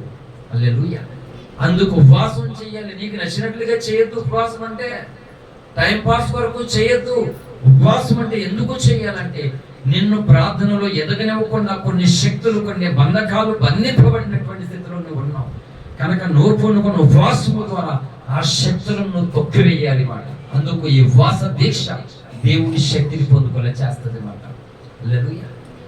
కనుక నువ్వెంత కష్టపడుతున్నా, ఎంత ప్రయాసపడుతున్నా సమృద్ధి ఆశీర్వాదం నువ్వు పొందుకోకుండా కొన్ని శక్తులు నిన్ను దారిద్ర్యపు పేదరికంతో బంధించేస్తున్నాయి. కనుక నీ ఉపవాసము చేత నిన్ను అనారోగ్యానికి, నిన్ను ఆర్థిక ఇబ్బందులకి నెట్టివేస్తున్నటువంటి ఈ దుష్టాత్మ చీకర శక్తులను నువ్వు అనగతొక్కడానికి, దేవుని శక్తి పొందడానికి నువ్వు ఉపవాసాన్ని ప్రతిష్ఠించుకోవాలి. అంతేకాదు నువ్వు భక్తిహీనుడిగా దేవుని శక్తి లేని వ్యక్తులుగా అలాగొచ్చి అలా వెళ్ళిపోతున్నట్లుగా బ్రతుకుతున్న స్థితిలో నువ్వు ఉంటే ఈ ఉపవాసం ఎందుకంటే నేను ఇలా సామాన్యులుగా బ్రతకూడదు ప్రభువా, నేను నీ శక్తి కలిగినటువంటి క్రైస్తవులుగా నేను బ్రతకాలని అందుకొరకు ఉపవాసాన్ని ప్రతిష్ఠించుకోవాలి. నా జీవితంలో నేను చేసినటువంటి ప్రార్థన ఇదే. దేవునికి నేను భేదవాడిగా ఉన్నాను, నేను రోగిగా ఉన్నాను, కానీ దేవుడి దగ్గర ఇలా చూడండి, నేను భేదవాడిగా బ్రతకడం నాకు ఇష్టం లేదు. రోగిగా ఉండి ప్రార్థన చేసుకోలేని వ్యక్తిగా, స్వార్థ చేయలేని వ్యక్తిగా, దేవుని పనికి ఉపయోగపడలేని బలహీనుడిగా నాకు ఇష్టం లేదు. అలాగా నువ్వు రక్షించవు కదా నాకు అడగకుండానే. కాబట్టి నాకు శక్తిని ఇప్పుడు నేను అడుగుతున్నాను అని అడిగాను దేవుణ్ణి. నాకు శక్తిని ఇవ్వాలి, ఇప్పుడు నీ పని చేయాలి, లేకపోతే తీసుకో, నన్ను ఎందుకు నాకు వద్దు ఈ జీవితం, తీసుకో. అంబేద్కర్ కూడా చెప్పాడు ఒక మాట, నువ్వు ఫలానా మతంలో నువ్వు పుట్టొచ్చు, అది నీ చేతిలో లేదు. నువ్వు ఫలానా కులంలో నువ్వు పుట్టొచ్చు, నీ చేతిలో లేదు. కానీ నువ్వు ఫలానా మతంలో చచ్చిపోకుండా ఉండడం అది నీ చేతిలో ఉంది. నేను హిందువుగా పుట్టాను, కానీ హిందువుగా నేను చావును అనుకున్నాడు ఆయన. అందుకే ఇంకొక మతంలోనికి వెళ్ళి చచ్చిపోవడానికి ఇష్టపడ్డాడు ఆయన. అలాగనే నువ్వు పేదరికంలో పుట్టొచ్చు, నువ్వు బలహీనంగా పుట్టొచ్చు, రోగంతో పుట్టొచ్చు, రోగంలో బ్రతకచ్చు, కానీ చావలసి వచ్చినప్పుడు, దేవుని కొరకు బ్రతకవలసి వచ్చినప్పుడు పేదరికం నీ ముందు ఓడిపోవాలని తీస్తున్నాము. హల్లెలూయా. నీ రోగం కాడ ఓడిపోలేస్తున్నాము. ఓడిపోవాలంటే ఉపవాస దీక్షను ప్రతిష్ఠించుకొని నా స్థితి మార్చు ప్రభువా, నా జీవితాన్ని మార్చుతండి. నేను ఇలా బ్రతకడం నాకు ఇష్టం లేదేసే, నన్ను బలపరచండి. ఇలా సాతానికి తొత్తుగా నేను ఉండడానికి వీల్లేదు, నేను అవిశ్వాసగా ఉండడానికి వీల్లేదు. నీ పనికి అడ్డుబండగా బ్రతకడానికి నాకు ఇష్టం లేదయ్యా. నీ పనికి నేను సహకారం అవ్వాలి, నీ కొరకు నేను ఉపయోగపడాలి, నేను ఆశీర్వదించబడాలి, నీ కొరకు గొప్ప కార్యాలు చేయాలి. ఆదిమ సంఘ విశ్వాసులను నేను బ్రతకాలేసయ్యా, ఆదిమ సంఘ సభ్యులుగా నన్ను వాడుకేసయ్యా. అందుకు ఉపవాస దీక్షను నువ్వు పూనుకొని నీ మీద ఉన్న శాపాన్ని నువ్వే తొలగించుకోవాలి. హల్లెలూయా. నువ్వే తొలగించుకోవాలి, ఎవరు తొలగించరు వచ్చి నీ శాపాన్ని. అది ప్రార్థన అనే ఆయుధం. రాత్రి ప్రార్థన కోసం ఒక గొప్ప విషయం చెప్పాను. క్రైస్తవులందరికీ గొప్ప ఆయుధం ప్రార్థన అనేటువంటి టైటిల్ పెట్టాను. క్రైస్తవులకు ప్రార్థనే ఆయుధం అనేటువంటి టైటిల్ రాత్రి. అది దానియేలు అనుభవాన్ని. ఇప్పుడు అదే ప్రార్థన దేవుడు నేర్పిస్తున్నాడు. 1,25,000 మంది ప్రజలు నాశనం అయిపోవాలి, కానీ శిక్షక పాత్రలే. కానీ వాళ్ళు పూనుకున్న దేశం ఏంటి? కటిక ఉపవాసం మాట. అంటే ఎందుకొరకు ఉపవాసం ఉన్నారు వాళ్ళంటే ఈ భయంకరమైన శ్రమ నుండి, ఈ దుర్మార్గపు స్థితి నుండి, ఈ నాశనం నుండి మనం తప్పించబడాలి. దీని కొరకు వాళ్ళు ఉపవాసం ఉన్నారు. ఇప్పుడు క్రైస్తవులకి తలాతోకలు లేవు. ఎందుకు ఉపవాసం అంటే ఏం లేదు, కారణాలు లేవు, ఉపవాసం ఉండడానికి లేదు. కాదు, నువ్వు ఉపవాసం ఉండడానికి ఒక రీజన్ పెట్టుకుని ఉండాలన్నమాట. ఖచ్చితంగా ఫలానా దాని కొరకు, నా భక్తులు ఎదగడం కొరకు, బైబిల్ ఇంకా చదవడం కొరకు, నీ కొరకు పాత్రగా వాడబడడం కొరకు, నీ కొరకు నేను బ్రతకాలు వేసేయాలి. ఈ లోక మాలిన్యం అంటిపోకుండా, నేను సాతాను శక్తులకి నేను దాసం అవ్వడానికి వీల్లేదు. నీ కొరకు ప్రత్యేకింపడిన వ్యక్తిగా ఉండాలి. నేను బలహీనుడిని, నేను బలహీనురాన్ని, కానీ నువ్వు కృప చూపిస్తే నేను బలవంతుని అవుతాను అని ఇలా ఉపవాస దీక్ష ఇన్ని సంవత్సరాలు చేసింది, అది ఉపవాసం నేను చేస్తాను. అందుకని నేను చెప్పుకోవడానికే నేను ఉపవాసం దానికో ఎందుకు ఎవరైనా చెప్పుకుంటే ఎవరైనా ఏమైనా చేస్తాడు వచ్చి నువ్వు ప్రార్థన చేసుకుంటే నీకే తృప్తి ఉంటుంది. నా ప్రార్థన ఎవరో చేస్తే నాకు తృప్తి వస్తుందా? నాకేమీ రాదు తృప్తి, నేను చేసుకుంటేనే నాకు తృప్తి. కాబట్టి నేను ఆ దీక్షను పూనుకుని ఉపవాసాలు ఉన్నాను దేవుని సన్నిధిలో. నినేవే పట్టణస్థులు అట్టి గొప్ప విశ్వాసము చేత ఉపవాస దీక్షను ఆరంభించి వారి మీదకు రావాల్సినటువంటి ఆ శిక్షను శాపాన్ని వాళ్ళు తప్పించుకోగలిగారు. మరి నువ్వెప్పుడు తప్పించుకుంటావు? అలాగే బ్రతికేస్తావు బ్రతికంతా. క్రైస్తవులని పేరు చెప్పుకొని, క్రైస్తవురాలని పేరు చెప్పుకొని, సేవకులని పేరు చెప్పుకొని, సేవకురాలని పేరు చెప్పుకొని, సత్య సంబంధాలని పేరు చెప్పుకొని, ప్రవక్తల పేరు చెప్పుకొని అలాగే బ్రతికేస్తారా బ్రతికంతా? ఉపవాసాలు అలా బ్రతకడానికి వీలు లేదు. కాబట్టి నీకు శక్తిని ఇచ్చేది ఉపవాస ప్రార్థన. అది ఏదైనా సరే, రోగం కావచ్చు, అప్పు కావచ్చు, శోధనలు కావచ్చు, సమస్యలు కావచ్చు, ఓటములు కావచ్చు, నిందలు కావచ్చు, వీటన్నిటి నుండి నేను తప్పించేటువంటిది ఉపవాస ప్రార్థన. అది పూనుకోవాలి, అందుకొరకు ఏడవాలి. దేవుడు మేలు చేస్తే దేవునికి విరోధమైన ఏడుపా దేవుడు క్షమించాడు. అలా ఏడ్చే వాళ్ళు అందరూ ఇశ్రాయేలు గుంపు. జాగ్రత్త, నువ్వు ఏ గుంపులో ఉన్నావు చూసుకో. దావీదు ఏ గుంపులో ఉన్నాడు, నెహెమ్యా ఏ గుంపులో ఉన్నాడు, నువ్వే గుంపులో ఉన్నావు. కనుక ఎవరో చూసుకుంటారు కాదు, నువ్వేం చేస్తున్నావు. అందుకని నేను ఏ పరిస్థితుల్లో ఉన్నా నేను చేయవలసినటువంటిది చేయడానికి, అది దూరం మా దగ్గర అనేది నాకు అనవసరం. అది దేవుని పని, చేసుకుంటూ వెళ్ళిపోవడమే. కాబట్టి ఒకవేళ దేవా నన్ను కనికరించి, ఎంతకాలం తెలియక అవివేకంతో అజ్ఞానంతో నేను ఇలా బ్రతికేశాను, నామకార్థంగా బ్రతికేశాను. కానీ ఇక మీదట నేను ఇలా బ్రతకూడదేసి, నేను ఇలాగే బ్రతకూడదు, నీ కొరకు ప్రత్యేకమైనటువంటి వ్యక్తిగా బ్రతకాలి. ఏంటి ఎస్తేరు బ్రతికేసింది, మొర్దకే పెంచాడు, తల్లిదండ్రులు లేదు, తనకి ఏ భారం లేదు, బాధ్యత లేదు, పెంచేశాడు. మొర్దకే పెరిగిపోయింది, చక్కగానే హ్యాపీగా ఉంది, ఏ లోటు లేదు, తల్లిదండ్రులు లేదన్న బాధ తప్ప ఎస్తేరుకి ఏ చీకు చెంత ఏమీ లేదు. ఎందుకంటే అన్నీ తానయ్యి మొర్దకే చూసుకున్నాడు. ఇప్పుడు సెలెక్ట్ అయిపోయింది లక్కీగా, రాణి స్థానంలో తనకున్న సౌందర్యాన్ని బట్టి సెలెక్ట్ అయిపోయింది. విచిత్రం ఏంటంటే మోకాళ్ళ ప్రార్థన పెట్టి సెలెక్ట్ కాలే, భక్తిలో ఉన్నతమైన విద్యను అభ్యసించింది కాబట్టి సెలెక్ట్ అవ్వలే, భౌతిక సంబంధమైన సౌందర్యాన్ని బట్టి సెలెక్ట్ అయిందంటే వేస్తే. కానీ సెలెక్ట్ అవ్వడానికి కారణం ఏంటో మొర్దకే నేర్పించాడు తనకి. హల్లెలూయా. రాజేమో సెలెక్ట్ చేసుకుంది, అందాన్ని పెట్టి సెలెక్ట్ చేసుకున్నాడు. సెలెక్ట్ అవ్వవు కదా, ఇగో చేయవలసిన పని ఇదని మొర్దకే చూపించాడు. అసలు సెలెక్ట్ అయ్యి మొర్దకే చేశాడు. కాబట్టి నిన్ను నువ్వు సెలెక్ట్ చేసుకోకు, భక్తుడు సెలెక్ట్ చేస్తాడు నిన్ను, భక్తుడు డిజైన్ చేస్తాడు పరిశుద్ధాత్మ ద్వారానే. అలా నువ్వు ఒప్పుకోవాలి. మొర్దకే మాటకి ఎస్తేరు ఒప్పుకోకపోతే ఎస్తేరు చరిత్ర కనబడుతుందా? నీచమైన చరిత్రగా ఉంటుంది తన చరిత్ర. ఎంతమంది రాణిలు లేరు, ఏ యెజబెల్ రాణి కాదా? ఏ చరిత్ర ఉంది? నీచమైనటువంటి చరిత్ర. మరి ఎస్తేరు రాణి అదే చరిత్ర కాదు. ఎందుకు? ఎస్తేరు రాణి చరిత్రగా అందంగా రెక్కించబడ్డానికి కారణం ఏంటంటే భక్తుడైన మొర్దకే పెంపకం, ఆయన ట్రైనప్, ఆయన సెలక్షన్ అన్నమాట. అంటే అది పరిశుద్ధాత్మ దేవుని యొక్క వశం. కానీ యెజబెల్ రాణి యొక్క సెలక్షన్ దుష్టుడైనటువంటి అహాబు సెలక్షన్ అన్నమాట. ఇది పనికి మానవాడని చెప్పింది రాజుల గ్రంథం. దుష్టుడును పనికి మానైన అహాబు వంటి వాడని రాయబడింది రాజుల గ్రంథంలో. అందుకని నీచమైన చరిత్ర ఏముంది. కాబట్టి మన చరిత్ర నీచమైనదిగా ఉండడానికి వీల్లేదు, ఘనమైనదిగా ఉండాలి. చరిత్రలో కొన్ని మరుగైపోవాలి, నీ చరిత్ర దగ్గరికి వచ్చేసరికి అలా ఉండాలి. నిజానికి చుక్కలకి చందమామకి చాలా డిఫరెంట్ ఉంది. ఒక చుక్క సూర్యుని కంటే పెద్దది, సూర్యుడు భూమి కంటే పెద్దవాడు. కానీ భూమి కంటే పెద్దదైనటువంటి ఈ చుక్కలన్నీ కలిపి చంద్రుడి దగ్గర చిన్న చిన్న బుడమచ్చుక ఎలా ఉంటాయి. ఎవడైనా చుక్కను ప్రేమిస్తాడా? అబ్బా ఎంత బ్యూటిఫుల్గా ఉంది స్టార్స్ అనుకుంటాడా? అక్కడ చందమామ ఎదురుపెట్టమాట ఇంకా రాలేదేంటే పిల్లలకు అంటే ఈ చుక్క చూపించు, పిల్లడు చూపించాడా అది చుక్క అరుంధతి, ఇదిగో అదనిగా ఆడు చూపించుకున్నాడు అరుంధతిని. ఎందుకంటే లేని దాన్ని చూపెడుతున్నాడు. ఉన్న చుక్కలే నువ్వు చూపించు పిల్లడికి, ఆ పిల్లడి కాడ చూపించి ముద్దు పెట్టాలంటే చందమా చూడు, అదిగో 3 అదిగో చూడు అంటున్నమాట. అంటే చుక్కలతో పోల్చుకుంటే చంద్రుడి స్థాయి చాలా చిన్నది, లోయర్ క్యాస్ట్ మాట, లోయర్ స్టేటస్ మాట చంద్రుడిది. కానీ తనకంటే బలమైనటువంటి నక్షత్రాల మధ్య చంద్రుడు ప్రకాశమానమైన అందంగా మారిపోయాడు. ఎందుకంటే సూర్యుని యొక్క తేజస్సు, ఆ వెలుగు చంద్రుడి మీద పడుతున్నందువలన చందునికి విలువ పెరిగింది. కానీ వాటికంటే పెద్దోడు కాడు. ఈరోజు సమాజంలో, సంఘంలో నీకంటే గొప్పవారు, ధనులు, అందమైన వారు, బలవంతులు ఉండొచ్చు. కానీ నీతి సూడైనటువంటి దేవుని తేజస్సు, దేవుని కాంతి, దేవుని వెలుగు నీ మీద, నా మీద ప్రచురిస్తే ఆ ధనవంతులు, బలవంతుల కోసం ఎవరు పట్టించుకోడు.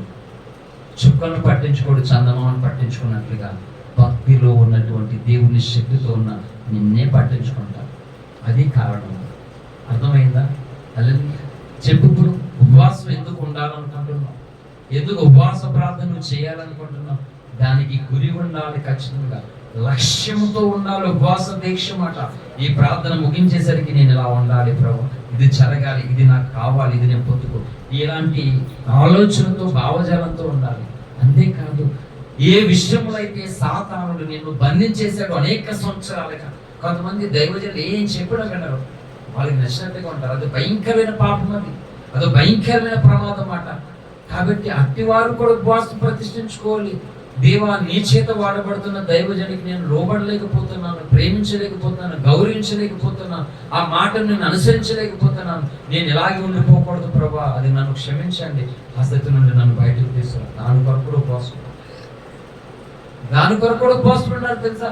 ఏ కారణం చేత అయితే దేవునికి దూరస్తురాలు అయిపోతున్నావు, ఏ కారణం చేత దేవుని పనికి ఉపయోగపడలేకపోతున్నావో, ఆ కారణం నుండి విడుదల పొందడానికి కూడా ప్రత్యేకంగా ఉపవాస దీక్షను పూనుకుని దేవునికి దగ్గర అవ్వాలి.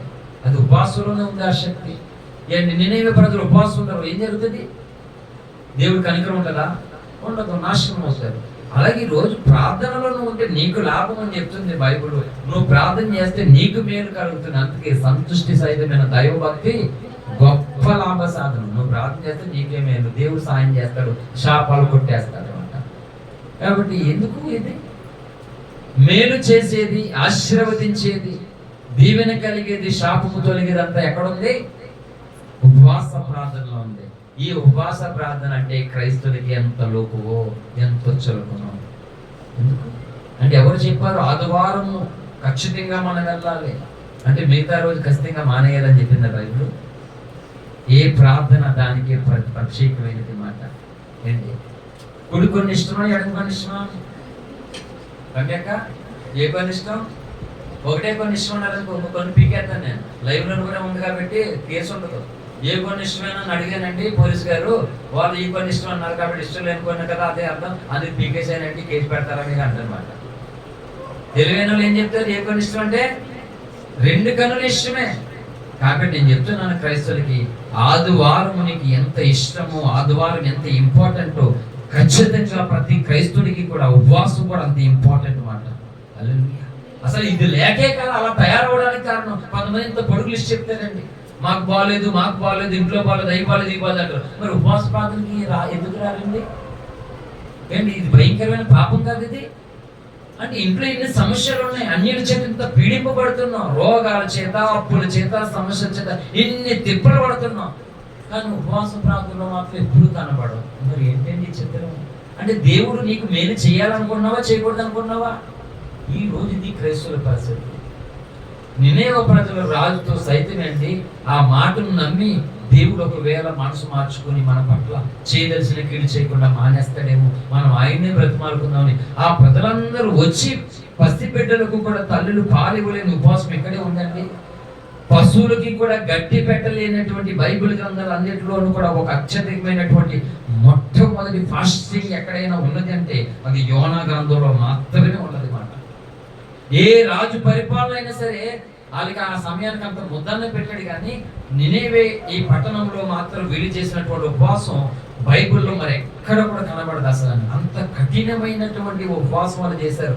తల్లులు పిల్లలకి పాలు ఇవ్వలేదు, ఏడుస్తున్నా సరే, పశువులకి కూడా మేత కూడా పెట్టలేదు. అటువంటి ఉపవాసం చేశారంటే వారు ఎంత భయంకరమైన జీవితంలో ఉన్నారని వాళ్ళకి అర్థమైంది. అంత భయంకరమైన జీవితంలో నుండి నేను బయటికి రావాలంటే దేవుడే నాకు దిక్కు, ఆయన్ని నేను ఆశ్రయించాలి, ఆయన్ని నేను ఆధారం చేసుకోవాలని వాళ్ళకి అర్థమైందండి. కానీ ఈనాటి క్రైస్తవానికి ఎందుకు అర్థం అవ్వలేదు?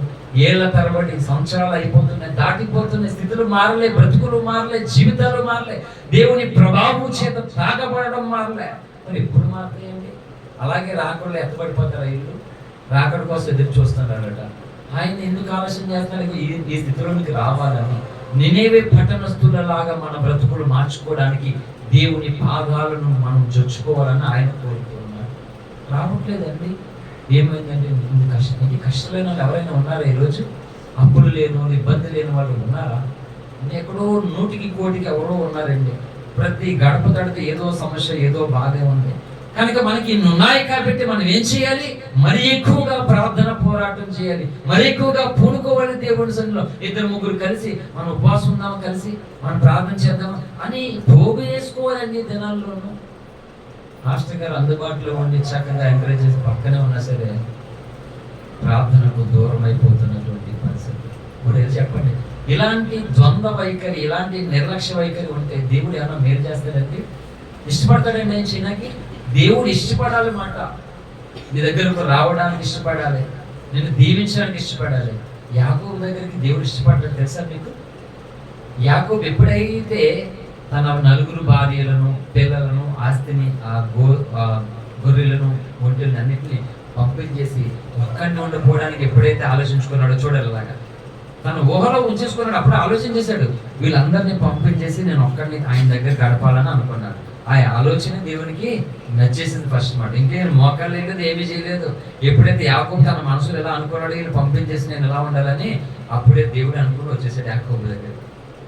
నిజానికి యాకోబు అంత దుర్మార్గంగా బ్రతికినందుకు ఈయన వస్తాడా? అస్సలు రాకూడదు. ఈయన యాకోబు ఎంతోసేపు బతిమాలుకుని ఏడ్చుకుని గోజాడాలి. ఏమీ లేదు, దేవుడి పాదాలు ఆల్రెడీ పట్టేసుకున్నాడు. ఈయన అంటున్నాడు తెల్లారిపోతే వదిలే నన్ను వెళ్ళిపోదని ఈడ అంటాడు. మరి నేను ఎవరు రమ్మన్నారు చెప్పి అక్కడికి? ఎవరు రమ్మన్నారు? ఏసేను ఆయనే వచ్చేసాడు అక్కడికి. అంటే యాకోబు దగ్గర రావడానికి యేసు ఇష్టపడ్డాడు. ఈ రోజు నీ దగ్గర రావడానికి ఇష్టపడాలి దేవుడు. ఎప్పుడు ఇష్టపడ్డాడు చెప్పు? నువ్వు ప్రతి విషయంలో ఆయన వైపు చూస్తున్నప్పుడు, ఆయన మీద ఆధారపడుతున్నప్పుడు, ఆయన కొరకు కనిపెడుతున్నాడు, ఇష్టపడతాడు. కానీ దేవుని వైపు చూడట్లేదు. ఈ శక్తి నీ బలాన్ని నమ్ముకుంటున్నారండి. నీ సమస్య పోవాలంటే నువ్వు ఖచ్చితంగా వెళ్ళాలంటే దొల్లాలంట. అంటే దేవుని ద్వారా విడుదల పొందడం ఇష్టం లేదు వీళ్ళకి. మా అమ్మకి అదే చెప్పాను ఎన్నోసార్లు, దేవుని శక్తిని నమ్ము, నీ శక్తిని నమ్ముకోవద్దు. నీ కష్టంతో అప్పులు తీరుతాయని నువ్వు నమ్మొద్దు. దేవుడు ఏదైనా చేయగలిగాడు వాడు. కనుక ఆయనకు చోటి అమ్మ ఉపవాస ప్రార్థనకు రమ్మ అని ఎన్నోసార్లు చెప్పేవాడిని. తన మరణకాలంలో ఆ శక్తిని తను పొందుకుని నిజమే అని అప్పుడు ఒప్పుకుందామా? విశ్వాసంలో గుర్తుపొందండి. అంతవరకు నామకార్థమైన విశ్వాసంతోనే కొనసాగింది మా అమ్మ. కానీ ఆ 8 నెలల మరణకరమైనటువంటి రోగంతో ఆ సంవత్సరం అంతా బాధపడుతున్నప్పుడు తను చూసింది దేవుని కార్యము, దేవుని శక్తి. అంటే అదే చెప్తున్నాను క్రైస్తులందరికీ, ఆయనకు అవకాశం ఇవ్వాలి. నీ జ్ఞానం ఉపయోగించుకుంటే ఆయన జ్ఞానం ఎందుకు పనిచేస్తుంది? నీ దానమే ఉపయోగించుకుంటే ఆయన దానం ఎలాగిస్తాడు నీకు? ఉండదు. కానీ వీళ్ళ సమస్యలు తీరాలంటే వీళ్ళే దొల్లాలి, వీళ్ళే కష్టపడాలి. అంటే దానికి దేవుని పని కూర్చుకుంటేనే కానీ సమస్యలు తీరు. ఇది నమ్ముతున్నాడు క్రైస్తవుడు. మరి అలా ఆలోచించినప్పుడు దేవుడు ఏమైనా చేయగలరా? ఇష్టపడ్డాడు చెప్పండి? ఇష్టపడ్డాడు. అనుకున్నాడండి 360 ఏళ్ళు తన జీవితం. పిల్లలను కన్నాడట, కుటుంబం ఉంది, దేవుని పని చేస్తాడు. విడిచిపెట్టలే. భక్తి అయితే అది కుటుంబాన్ని విడిచిపెట్టమని చెప్పలేదే, కుటుంబాన్ని నిర్లక్ష్యం చేయమని, రోడ్డు మీద పాడేమని చెప్పలేదే. ఈరోజు నా భార్యను పిల్లల్ని నేను వదిలేసుకుని భక్తి చేయలేదు. నేను వచ్చిన కాంచి వాళ్ళకి ఏం కావాలో వాళ్ళ లోటుపాట్లు అన్నీ తీర్చుకుంటేనే భక్తి చేశాను నేను. అంతేగాని వాళ్ళని వదిలి పాడేసి ఉంటారో చేస్తారో తింటారో మాట నాకు అనవసరం, నేను మాత్రం భక్తి చేస్తానంటే ఇంత మూర్ఖుడిగా నేను భక్తి చేయలేదు. వారికి ఏ లోటు లేకుండా ఏం కావాలో ప్రతిదీ చూసుకుంటేనే నేను ప్రార్థన చేసుకుంటూ నా భక్తి చేస్తూ వచ్చాను. నాకు 3 సంవత్సరాలు కావచ్చు, ఆయనకు 360 ఏళ్ళు పట్టింది అనుభవం. ఈ రోజు ఎక్కడ ఉన్నారండి క్రైస్తవులు? ఏంటి ఎక్కడున్నారు ఈరోజు? దేవుని పని కూర్చుకుంటే కానీ నీకు పండు అక్కడ. అయ్యయ్యో ఎంత బుద్ధిహీనమైన స్థితిలో ఉన్నారు. దేవుని పని పోగొట్టుకుంటే కానీ నీ అప్పులు తీరవా అంటే ఇలా ఆలోచిస్తున్నారు క్రైస్తవులు. మరి దేవుడు ఎప్పుడు చేస్తారు ఆ జీవితంలో కార్యాలు? చేయలేడండి. ఆలోచించే న్యాయంగా చేయలేడు ఆయన. కాబట్టి ఒకటి, దేవుడు ఇష్టపడాలి నీ దగ్గర రావడానికి. దేవుడు ఇష్టపడాలి నీ దగ్గరికి రావాలంటే మరి నువ్వు ఆయన ఎంత ఇష్టపడాలో ఆలోచించు. అంటే సమస్యలున్నా, కష్టాలున్నా, అప్పులున్నా, బాధలున్నా, రోగాలున్నా, ఇన్ని పరిస్థితులు నీకున్నా మోకాల్లో ఉండడానికి నువ్వు ఇష్టపడాలి. ప్రార్థనకు రావడానికి ఇష్టపడాలి. దేవుని కొరకు బ్రతకడానికి ఇష్టపడాలి. దేవునికి సహకరించడానికి ఇష్టపడాలి. ఈ క్వాలిటీస్ దేవుడు నీలో చూసినప్పుడు నువ్వు బీదవాడవైనా, బీదదానవైనా, నువ్వు రోగివైనా, అనారోగ్యంతో ఇబ్బందులతో ఉన్నా సరే ఆయన దేవి పెట్టించుకోడు, నీ దగ్గరికి రావడానికి ఇష్టపడతాడు మాట. హల్లెలూయా. కాబట్టి మనుషులు నీ దగ్గర రావడానికి ఇష్టపడడానికి కారణం ఏంటి చెప్పు? మనుషులు నీ దగ్గరికి రావడానికి ఇష్టం ఏంటి? దానికి అంటే నీ అందమైన కావాలి, నీ ధనమైన కావాలి, అవునా కదా? ఈ రెండూ లేకుండా ఇష్టపడతారా రావడానికి మనుషులు? ఏసైకి ఏమీ ఇష్టం లేదు. నువ్వు ఆయన ఇష్టపడితే చాలు. ఇన్ని బాధలు, ఇన్ని కష్టాలు నీకున్నా సరే ఆయన్ని ప్రేమించేటువంటి ఆ మనసు, ఆయన కొరకు నీకున్న దాహం, ఆయన కొరకు ఎదురు చేయాలనేటువంటి తృష్ణ, ఈ క్వాలిటీసే నాలో చూశాడు ఆయన. అందుకే నన్ను ఇష్టపడుతున్నాడు ఆయన. అందుకే ఈ రోజు నన్ను వాడుకోవడానికి కారణం అదే ఆయన. చెప్తున్నాను, లేకపోతే నన్ను మనుషులే ఇష్టపడరు, ఆయన ఎందుకు ఇష్టపడాలి నన్ను? అది కారణం. కాబట్టి ఉపవాస ప్రార్థన నిర్లక్ష్యం చేయకండి క్రైస్తవులారా. లైట్ తీసుకోకండి. ఉపవాస ప్రార్థన అంటే కొన్ని పనులు మానుకోండి, కొన్ని కార్యక్రమాలు పోస్ట్ పోన్ చేసుకొని ఎప్పుడు దేవుని దగ్గరికి నేను వెళ్తాను, ఎప్పుడు ఉపవాస ప్రార్థనలో నేను పూనుకుంటాను, నాకు వారంలో ఒకటే ఉపవాసం సరిపోదు, నేను ఇంకా ప్రతిష్ఠించుకోవాలి, ఇంకా నేను కనపడాలి, ఇంకా భక్త, ఇలాంటి ప్రశ్న, ఇటువంటి దాహం ఉండాలి క్రైస్తవులకి. రాకడేమో సమీపిస్తుంది, మనకేమో ఒంట్లో ఓపుగా అయిపోతుంది, ఉన్న ప్రార్థన ఎగ్గొట్టేస్తున్నారు. మరి ఎప్పుడు ఆయన మేలు చేసేది? ఎప్పుడు ఆ శాపం నుండి తప్పించుకునేది? ఒక పక్క సాతాను తిరుగుతున్నాడు, ఒక పక్క రోగాలు, ఒక పక్క అప్పులు, ఒక పక్క సమస్యలు జరుగుతుంటే భక్తి చేయడానికి దగ్గర అవ్వాలా, దూరం అవ్వాలా? భక్తికి దగ్గర అవ్వాలండి. చెప్తున్నాను, ఒక అద్భుతమైనటువంటి సందేశం యూట్యూబ్, ఫేస్బుక్ రెండింటిలోనే అప్లోడ్ అవుతుంది. వినండి, మళ్ళా ఏమైనా కన్ఫ్యూజ్ గా మీకు ఉంటుంది. కాబట్టి సంఘంలో కన్నులు కలిగినటువంటి అవయవంతో మనం ఉండాలి మాట. నువ్వే ఒక కన్ను అవ్వాలన్నమాట. ఎక్కడ నొప్పి కలిగినా కన్నే బాధపడుతుంది, కన్నే ఏడుస్తుంది. అలాగే దేవుడు బాధపడినా నువ్వే ఏడ్చాలి, సంఘం బాధపడుతున్నా నువ్వే ఏడ్చాలి, సంఘమునకు నష్టం కలుగుతున్నా నువ్వే ఏడ్చాలి.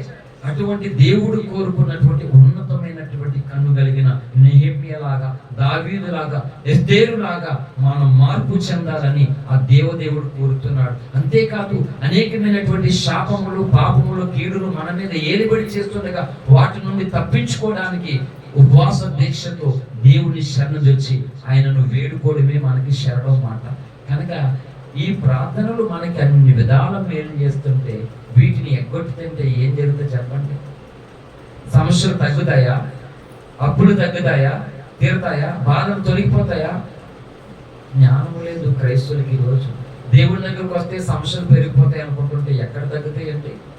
కాబట్టి ఇప్పటికైనా మారు మనసు పొందండి క్రైస్తవ సమాజంలో. దేవుడి దగ్గరకు వచ్చేట ఎప్పటికీ నష్టమో కాదు. దేవుని యొద్దకు రండి, అప్పుడు ఆయన మీ యొద్దకు వస్తాడు. ప్రవక్త దగ్గరకు వచ్చింది సారెపతి ఎదువరాలు. ప్రవక్త సారెపతి ఎదువరాలలో ఇంటిలో అడుగు పెట్టాడు. గొప్ప ఆశీర్వాదం. తన బతుకంతా కష్టపడి అప్పులు తీర్చుకోగలరా? చేయగలరా? కానీ దేవుని మాట ప్రకారంగా ప్రవక్త మాటను విన్నదంటే ఇగో తనకున్న కష్టమంతా, నష్టమంతా తొలిపే గొప్ప ఆశీర్వాదం. నేను అదే కోరుకుంటున్నాను. నేను దేవుని చేత ఆశీర్వాదం పొందాలని ఆశపడుతున్నాను. మరి నువ్వు నీ కష్టం చేత ఆశీర్వాదం పొందాలనుకుంటున్నావా? నేను కూడా చెప్తున్నాను, నీ కష్టం చేతనే ఆశీర్వాదం పొందాలని నువ్వు ఆశపడితే అది ఎప్పటికీ తీరదు. అది అందరి ద్రాక్షలా ఉండిపోతుంది. నక్క ఒంటి పెదవుకి ఆశపడినట్లే. ఒంటి పెదవుకి నక్క ఆశపడుతుందంట. ఎలా తెలుసా? కదా ఒంటి ఉంటుంది కదా, ఆ ఒంటి అది ఎలా ఉంటుంది కదా, ఈ దవడ ఉంటుంది కదా, ఒంటి పెదే కిందకి జారిపోతుంది అనమాట. ఒంటి ప్రవర్తకుడి మధ్యకాలకు చెప్పాడు కదా, ఇలా పడిపోతుంది. ఈ నక్క ఎలా చూస్తుందంట, అమ్మాయి అది జారిపోతుంది కదా, పడిపోతుంది, తినేందుకు ఎగిరి అడ్డుకుంటుందంట. అది జారినట్టే జారి మళ్ళీ వెళ్ళిపోతుందండి పైకి. ఒంటి పెద్దది మళ్ళీ జారుతుంది, మళ్ళీ పైకి వెళ్ళిపోతుంది.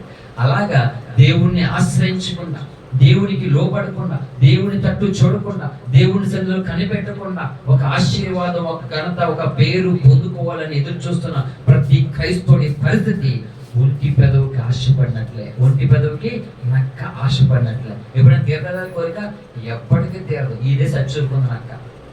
హల్లెలూయా. కాబట్టి నేను చెప్తున్నాను, నువ్వు కష్టపడుతున్నావు కనుక ఎప్పుడే చెబుతే అన్నాడు, దేవా నా సరిహద్దులను విశాలపరచు, నన్ను నిశ్చయముగా ఆశీర్వదించు అన్నాడు. దేవుడు మంచి మంచి అవకాశాలు ఇస్తున్నాడు, మంచి మంచి సందేశాలు ఇస్తూ ఉన్నాడు. అవకాశం పోగొట్టుకుంటున్నారు కొంతమంది. అందరికీ లేవు అవకాశాలు.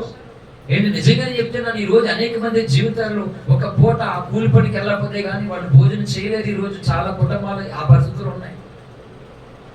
ఆ రోజు వాళ్ళు పనికి వెళ్ళకపోతే కానీ కనీసం వాళ్ళ ఇంట్లో కొంచెం ఏదో పొయ్యి ఎలగదు మాట. అటువంటి కుటుంబాలు ఎన్నో ఉన్నాయి.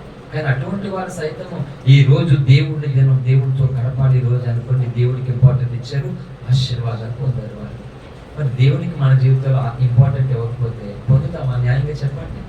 పొందలేదండి. నేను కూడా చెప్తున్నాను, నినేవే ప్రజలు శాపగ్రస్తులు కావచ్చు, దుర్మార్గులు కావచ్చు, కానీ ఆ ప్రజలే మనకి ఈరోజు ఒక ఉన్నతమైన పాఠాన్ని నేర్పిస్తున్నారు. సిగ్గులేని క్రైస్తులారా, దేవుడు నమ్మారా? మీరు దేవుడు నమ్మచ్చి మేము పాపం చేస్తున్నాం, మేము నీచులు, మేము అసహ్యులం.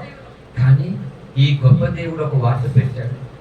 మేమందరం నాశనం అయిపోతామని ఒక వార్త పెడితే, మేము ఆయన శరణు వచ్చి ఉపవాసం ఉండి బ్రతిమాలుకుంటే నాశనం చేస్తానని చెప్పిన దేవుడే మమ్మల్ని బ్రతకమని కృప చూపించాడు. కానీ మీరు ఆయన వాక్యాలు వింటున్నారు, ఆయన సాక్ష్యాలు చెప్తున్నారు, ఆయన ఎన్నో మేలు చూసి మాకులాగా ఎప్పుడైనా మనసు వచ్చిందా మీకు వచ్చి అని నినేవే ప్రజలు చీకొడతారు ఇలాంటి క్రైస్తవాన్ని చూసి. అందుకని బలహీనుల నుండి కూడా బలవంతుడికి బుద్ధి చెప్తాడంట దేవుడు. గాడిద నుండి కూడా కొంతమంది ప్రవక్తలు కూడా బుద్ధి చెప్పినటువంటి దేవుడు. వాళ్ళు చెడిపోతున్నటువంటి సమాజం కావచ్చు, కానీ వాళ్ళ నుండి ఇంత గొప్ప పాఠాన్ని దేవుడు క్రైస్తవానికి నేర్పిస్తున్నాడు.